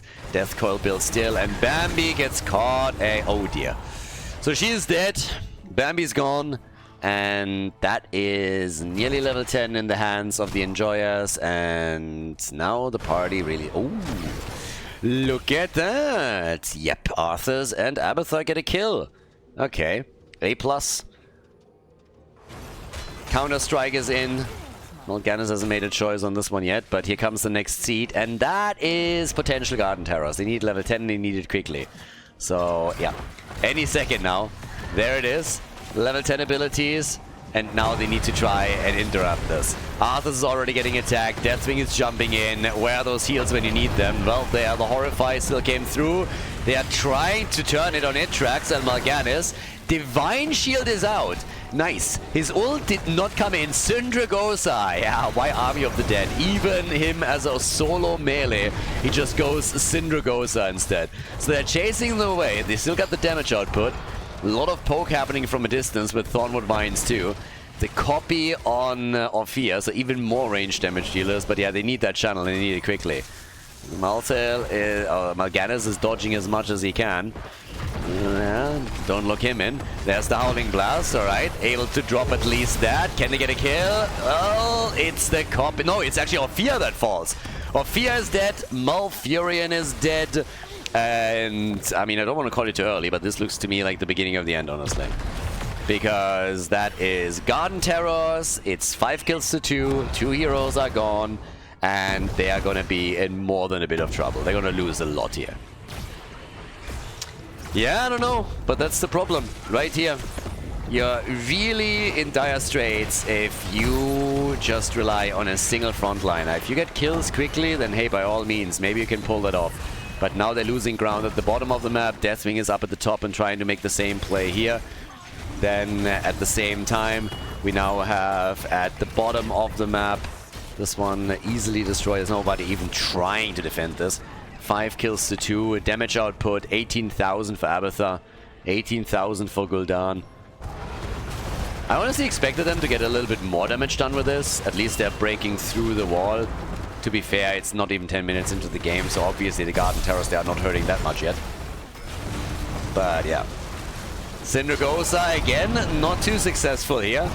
Fight continues, and Abathur, well, what do they clone here? They have a double Arthas running now, so now the front line is finally intact. Howling Blasts are there too, so they're really locking Itrax down. Abathur loses the copy on the other hand. And they go for Bambi again, and she's dead. I mean, again, newsflash, there's a bit of a reason why teams have started long time ago to shy away from this triple ranged backline bullshit stuff. These compositions have only been played in like Storm League and Quick Match. Everybody else has like ages ago already realized that at least 2 frontliners are most of the time superior, if not always, and even triple frontlines are highly successful. Usually you have that damage easily, and this game just showcases that again. It's now 6 kills to 2, we have level 13 on the board. They're stealing some of the camps away extremely easily, and now they're doing the same thing at the bottom of the map, just building on it. Just to give you a bit of an idea, look at the experience output there. The mercenary experience, I mean, they're nearly doubling it. They're way ahead in hero experience. It doesn't come as a shock given the kill counts. But when you're now looking at the mercenary experience, I'm nearly talking triple. And now that Mal'Ganis is moving down here and trying to steal it away from Bambi, they can definitely try and do that too. So there's already sleeping set up. They try to go for Malfurion, and guess what? That old geezer is not going to make it either. Well, nice Twilight Dream. Alright, maybe I spoke to Zune here. They kill Uther, but now the Ghost is still around. Oh, yes, okay. Deathwing ult, and the barbecue starts. Arthas is dead. Now they go for Coffin Girl. And, well, that's the copy. Trying to go for the real one, too. Won't be able to get a kill there. Abathur obviously still alive. I don't think they even saw him. But while all of this plays out, guess what? There's a camp at the bottom of the map already active. There's another one in the middle that has started to attack the forts. They can try and go for that. Or they can use those 2 camps at the bot lane and break through the gate, which I guess they're going to do one way or another anyways, because Deathwing is already there. Can just simply burn this down right now, which is what they do. They kill Orphea in the middle, and it's just a massive amount of momentum here. I mean, again, insane amount of momentum currently for the Enjoyers. They're in full control of this game. They have a 2-level advantage, they have a level 16 talent advantage, and they're getting massive amounts of work done. At the bottom of the map, bam, towers are down. Pretty much everything is getting destroyed here. Another fight in the middle focuses on Arthas again, and you'll be shocked to learn he died. Arthas died. Good night, sweet prince. And that's another fort that gets destroyed. Again, the Enjoyers are controlling this from start to finish. their draft is just looking way better than what we're getting from the Cats right now. It's looking way better. Alarak is at 146 sadism at this point. We're currently on, well, not too much damage for him. 16,000, 17,000, but just look at Gul'dan. 30k, same as Abathur still, but they're destroying structure after structure after... They're just roaming the map and killing everything in their path. It's ridiculous. It's absolutely ridiculous. So now every single fort is destroyed. They still have a talent advantage and a 2-level lead. So they're just sieging up in the middle. Oh, sorry, like at the top lane. Sieging up at the next wall, opening the small wall up so that they get some vision behind it. See if they can maybe even go for a kill, and they're trying it right away on Arthur's, who gets barbecued a bit. And it's another wall that falls. All of those keeps walls are now slowly being opened up, which makes it really dangerous for the red team to potentially go up against another set of Garden Terrors. And Abathur can try and push this with his symbiote, as he's done over here, as much as he wants, but it's still an insanely dangerous situation for them. Another seed is up, more and more camps are taken. The only good news for the Cats is that they have level 16 now. Since they have level 16, they might have a shot to do something with it, but yeah. Yeah, not easy to say the least. Seed gets claimed by the red team. I'm still highly skeptical of what we're seeing here, though. It just doesn't feel like the draft for the Cats have a chance of bringing this back. Now, if they can change that, that would be amazing. I would love that. A comeback here would be awesome. But currently, I just don't see it. But alright. For now, we have 11 kills to 3. Again, they haven't really done too much, but if they're able to get something done now that they have level 16 talents, maybe. Then again, Lunara just died for the 5th time. That is 5 times that Bambi has been destroyed. That is a lot of food. That's a lot of venison. So, yeah. Okay. That's kind of unfortunate for them, I guess. But, yeah, here we go again. While they're fighting in the middle and they're dropping the Horrify that kills Orphea, there's Deathwing, he's been pushing out the bot lane. Jesus, like, they're absolutely crushing them. Honestly, I feel a bit bad for the Cats right now. They did a great job on game 3 and then were able to win it, but just look at this. This is just, I mean, it's nasty. And Joyas are going through the Cats like hot butter through cheese. 15 kills to 3. At this point, if you're the Cats, you're just like sitting there as like, God, please let it end. Because that's what's happening right now. The game is gonna end right here, right now. And they're fully committed to it, and why wouldn't they be? Bambi dies again, and that is a 5-mapper. So that's the good news for us. We're going to the final map in this best of 5 series here in the losers bracket to decide which team moves on and which team gets eliminated from the tournament. GG.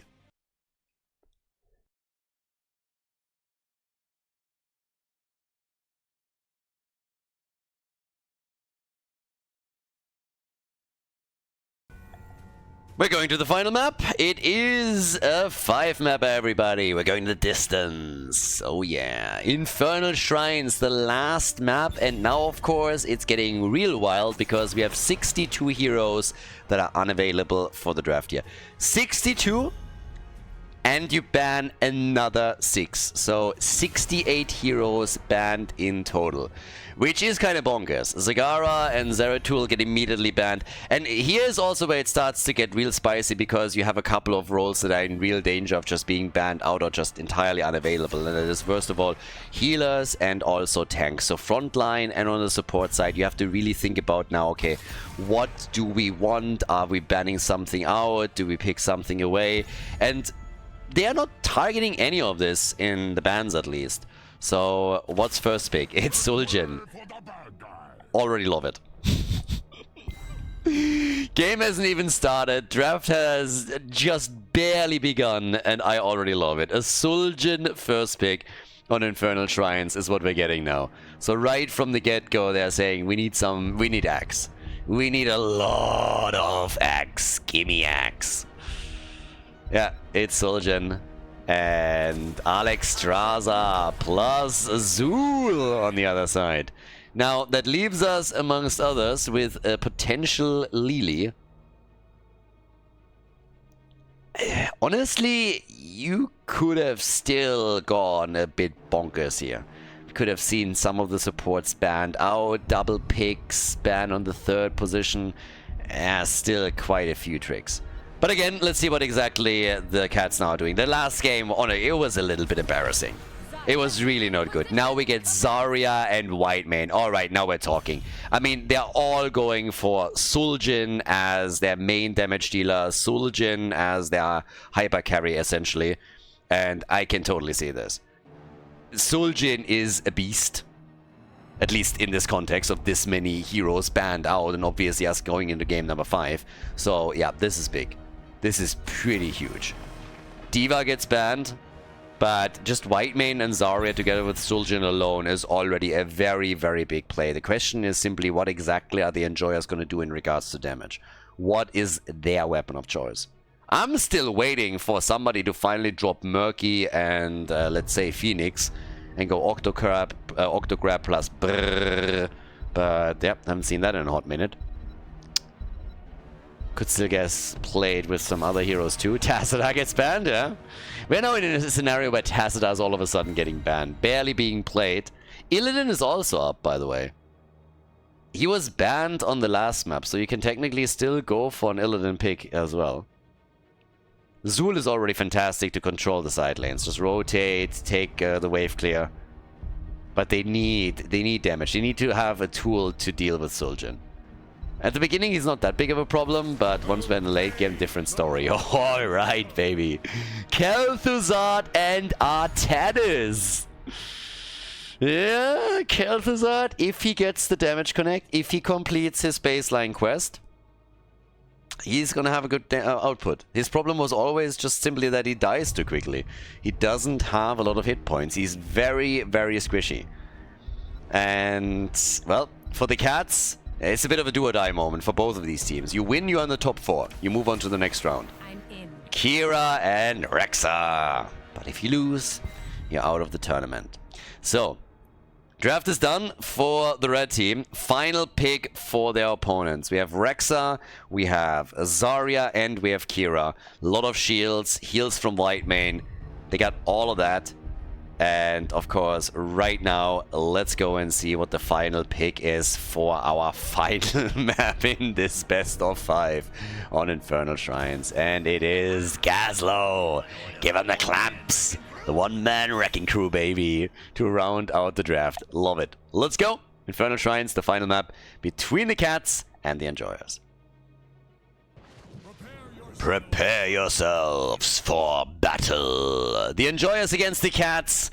The map that's gonna end it all. Arion for the blue team with Artanis, Lavakal on Alexstrasza, Atrax is playing Gazlowe. We have Ether on Zul, and Alvaros is playing Khaldor. Well, this is the big one. Master of the Cold Dark. Let's see how long it takes him to complete this. On the right side, we have Draki on Kira, Erath on Rexa, Commander Rex is playing Suljin. We're getting Captain Rex with Zarya, and Mistake is playing Whitemane. It's the final map. Essentially what they've done is reduce this entire series to a best of 1, and now it's do or die. Win or lose, what's it gonna be? By now, we're having, of course, the baseline for Suljin. This is going to be the big deal. They have to try and stack this as best as they can throughout the game. This is where most of the damage for them is going to come from. They need to get those stacks in. They need the range increase, the double swing if they also want to go for the Arcanite axis. I mean, they're starting this off with a kill against Artanis. So far, so good.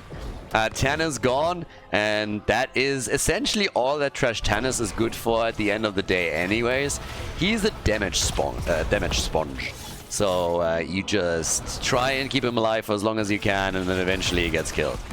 Now we had some pretty awesome Artanis games, and generally I don't even have anything against the hero. It's kind of fun to take the piss out of him.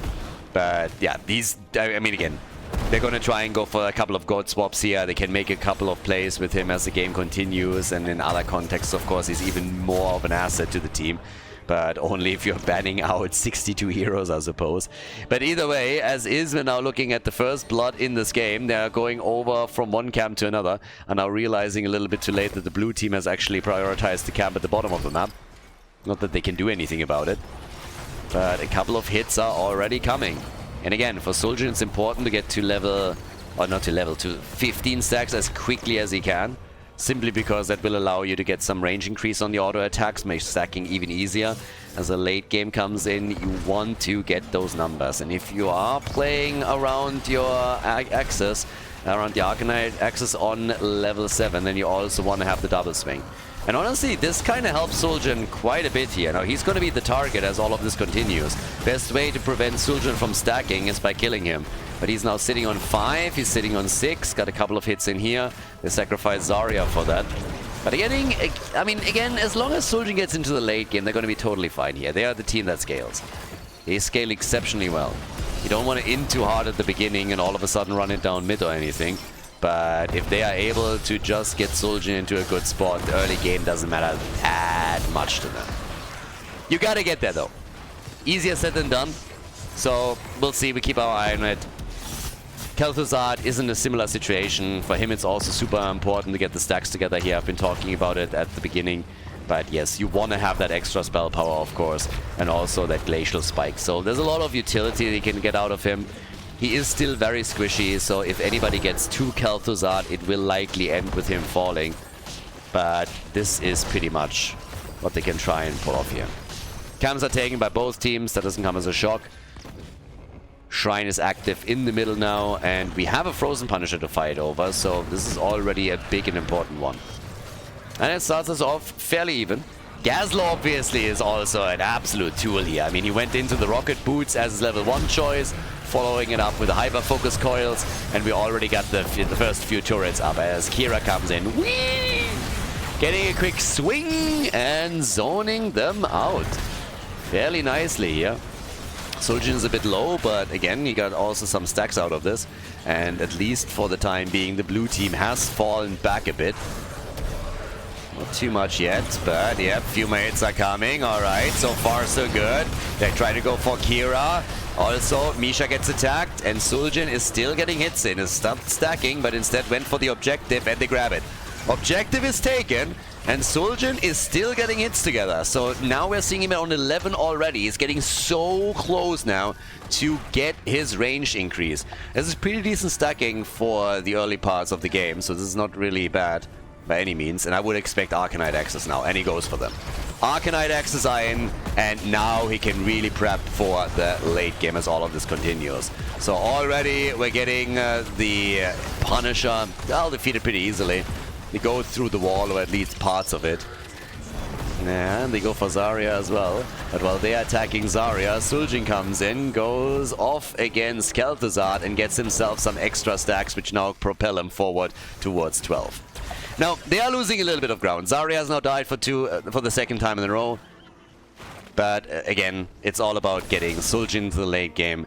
There is a bit of a race, at least towards the middle, towards level 10, where it's also Khaldor that wants to complete the baseline so that he can have more of an impact around objective number 1 in an ideal world.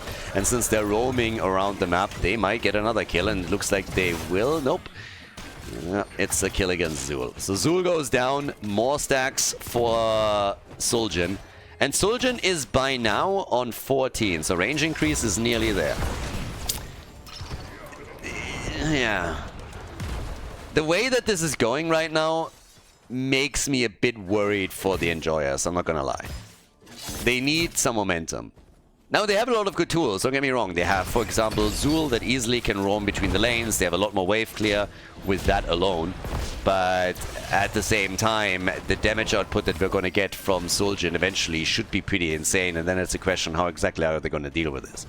Now, if Khaldor is able to take him down, if Atanis is facilitating a good opportunity to kill Suljin by maybe swapping him over, then that's a bit of a mute point. That would be the answer right there. But at least for now, it's not really happening just yet. So, yeah. Commander X is getting there. Not really a lot of fights that are giving him. And Suljin, of course, now with level 10 abilities, as does the rest of the red team. We get this Dingo in. We have also the Unrelenting Strikes. Scarlet Aegis and the Expulsion Zone are in. And they're starting to pressure even further. They've already taken down the wall in the middle. Now they're going down to the bottom of the map to do the same thing here. And they want to get some hits in, but they can't. Zul'jin is still waiting for that 15. He needs that range increase. It's going to make it much easier. But also, what we're getting on top of that is now the Shadow Fissure for Kel'Thuzad. And we get the Gravo Bomb. Gravo Bomb and Shadow Fissure. Alright. Not too bad. Do we have another drop, or why did they actually pause the game? It doesn't really seem like it right now. But yeah, so we got a couple of really fun ones already. We have, with the Gravo Bomb, what exactly can they combo off with this? I don't really think too much. Maybe they can go and use Zul to get at least some AoE damage in. In addition to that, obviously, you can follow up with a suppression part. I mean, anything that you're hitting with this, if you're getting a good stun out of it, for example, with Gazlo on, let's say, a shrine fight, that would be pretty neat. The question is, can they really do something properly with it? It's more so the Shadow Fissure and also all the damage that they're getting from Kel'Thuzad that we have to look at when we're talking about potential wombos here. That's kind of the only thing that they really have. But if that's going to be enough or not, that's a completely different question. And again, with Zarya in the mix now, with Speed Barrier as the level 4 talent, which will, for example, speed up Zul'jin so that he can just stick to a target and get more auto attacks in, that would be pretty important. If they can properly play that out, that would be the best way to do this. But yeah, as the game continues, we're obviously going to find out who's going to be more successful. Because essentially what it boils down to is the question whether or not Kel'Thuzad is able to deal with all of this with the help of the rest of the team, with some wombos that they can execute, or if it's just going to be a late game Zul'jin that they're going to be up against and how they're going to deal with that then.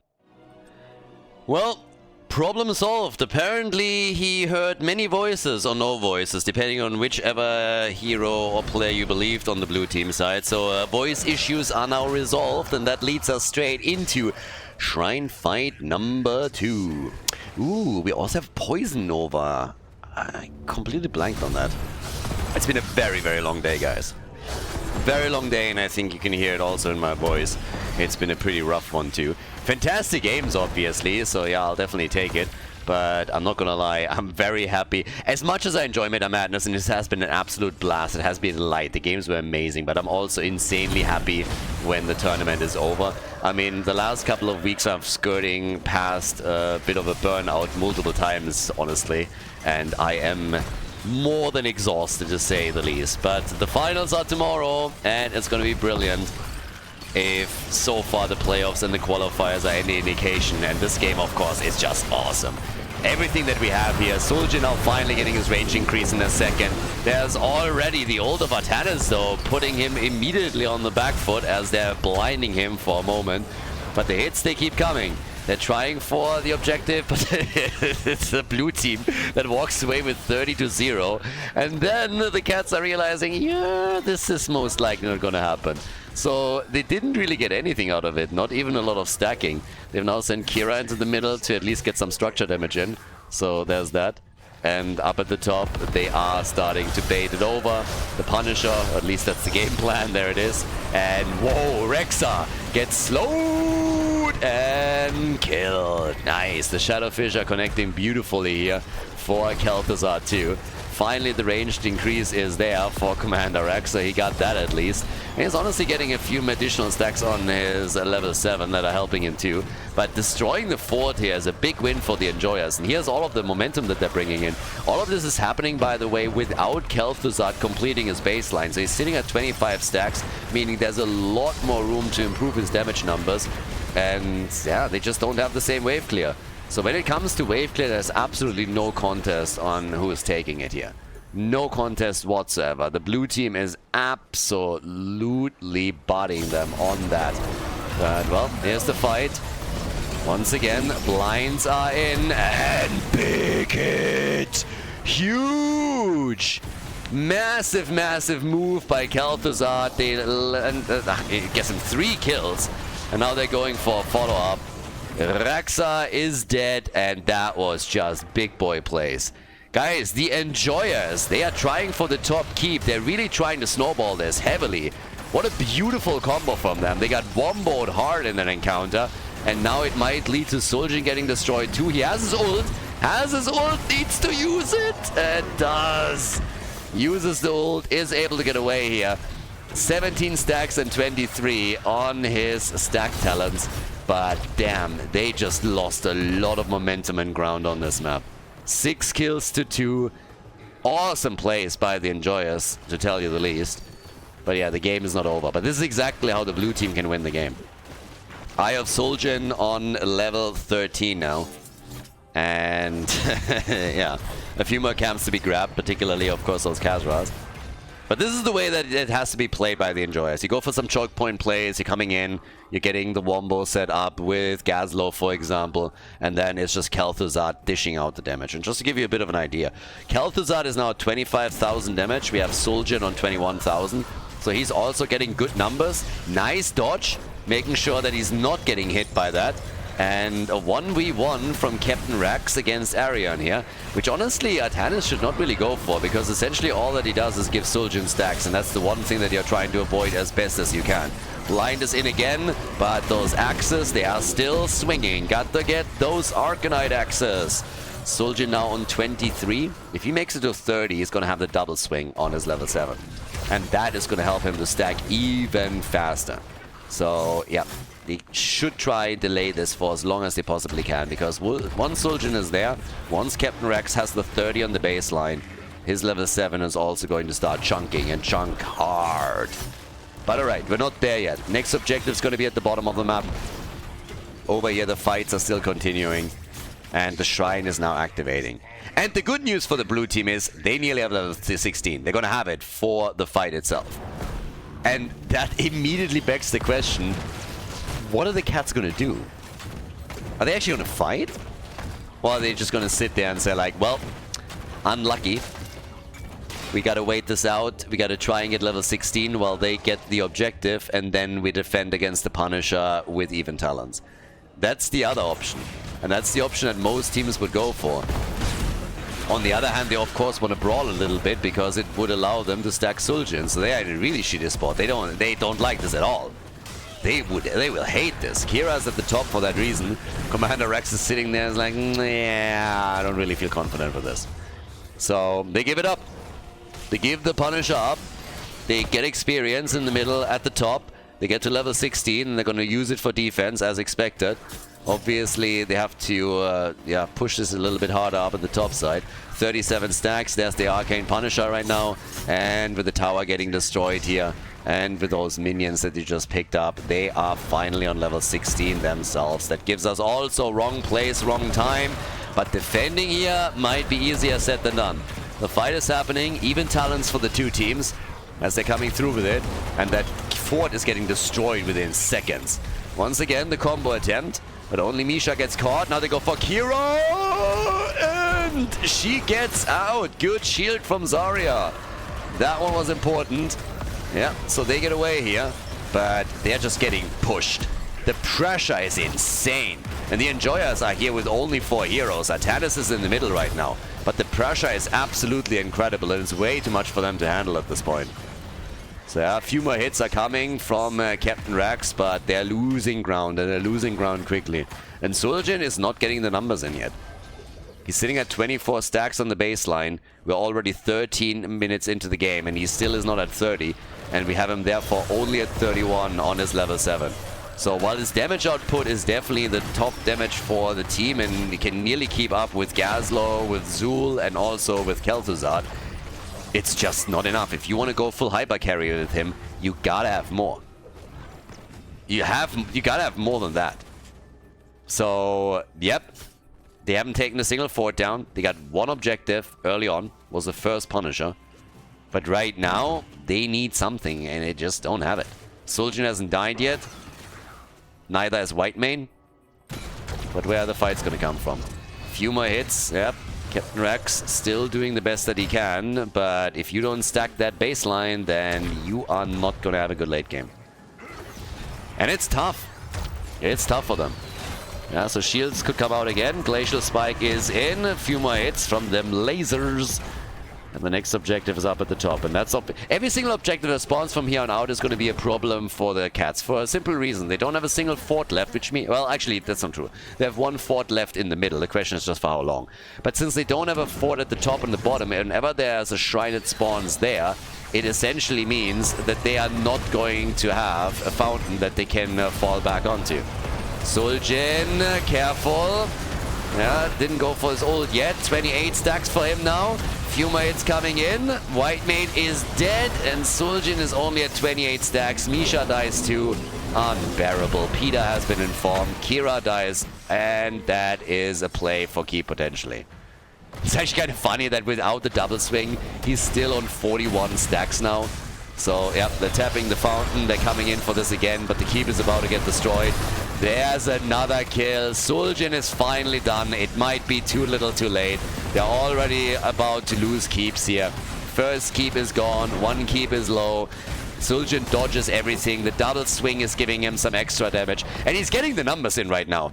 The problem is just it might still not be enough. It's maybe too little too late here for them. That's the big issue. He just spiked his damage by 12,000, which is absolutely impressive. But again, is it in time? 45 and 34 stacks. Great damage output for him all of a sudden. Maybe not enough, and they're still 2 levels behind. We have level 20 now. That gives us the Might of the Scourge right here. And we're getting the Mortal Wound. I am honestly not sure that Suljin has been able to get those numbers in time to change things. Particularly since they just don't have level 20. They will have to fight without Storm Talons. And that's always a shitty spot to be in. That's always bad. So yes, he gets numbers in there. I mean, look at this. He's chunking Gazlowe down. Gazlowe is getting murdered by this. But the rest of the team is just not surviving long enough. Kira is dead. Misha is gone. And if they had another 15 minutes, then yes, Suljin will probably win them the game. But the blue team didn't give them enough opportunities at the beginning of all of this to get the stacks in quickly. And that means that now the blue team just reigns the supreme on the map. They're taking another Punisher up at the top. This is going to be a frozen Punisher. This keep at the top lane has no chance. None whatsoever. And down here at the bottom of the map, obviously, as you can tell, there's already catapults pushing for the core. They're going to be defeated. But I'm not sure that they can stop that push at the top. And even if they can, push, let's just assume for just a second that somehow they're able to prevent this from ending the game, right? You still are down 2 keeps. And you haven't even taken a fort yet. You're down 2 keeps and you haven't destroyed a single fort. Good luck trying to turn this. They need kills and need them quickly. And look how fast this keep gets destroyed. The Enjoyers are on their way to a potential victory. The Enjoyers are on their way to victory here. Suljin is doing what he can. Spoiler alert, it doesn't look like it's going to be enough. The core is falling, it's falling quickly, and this is just disaster. The cats, the Enjoyers, they pull it off. They actually pull it off. Impressive performance here. They win the 5-mapper. 3 wins to 2. They take the cats down and kick them out of the tournament. GG and well played.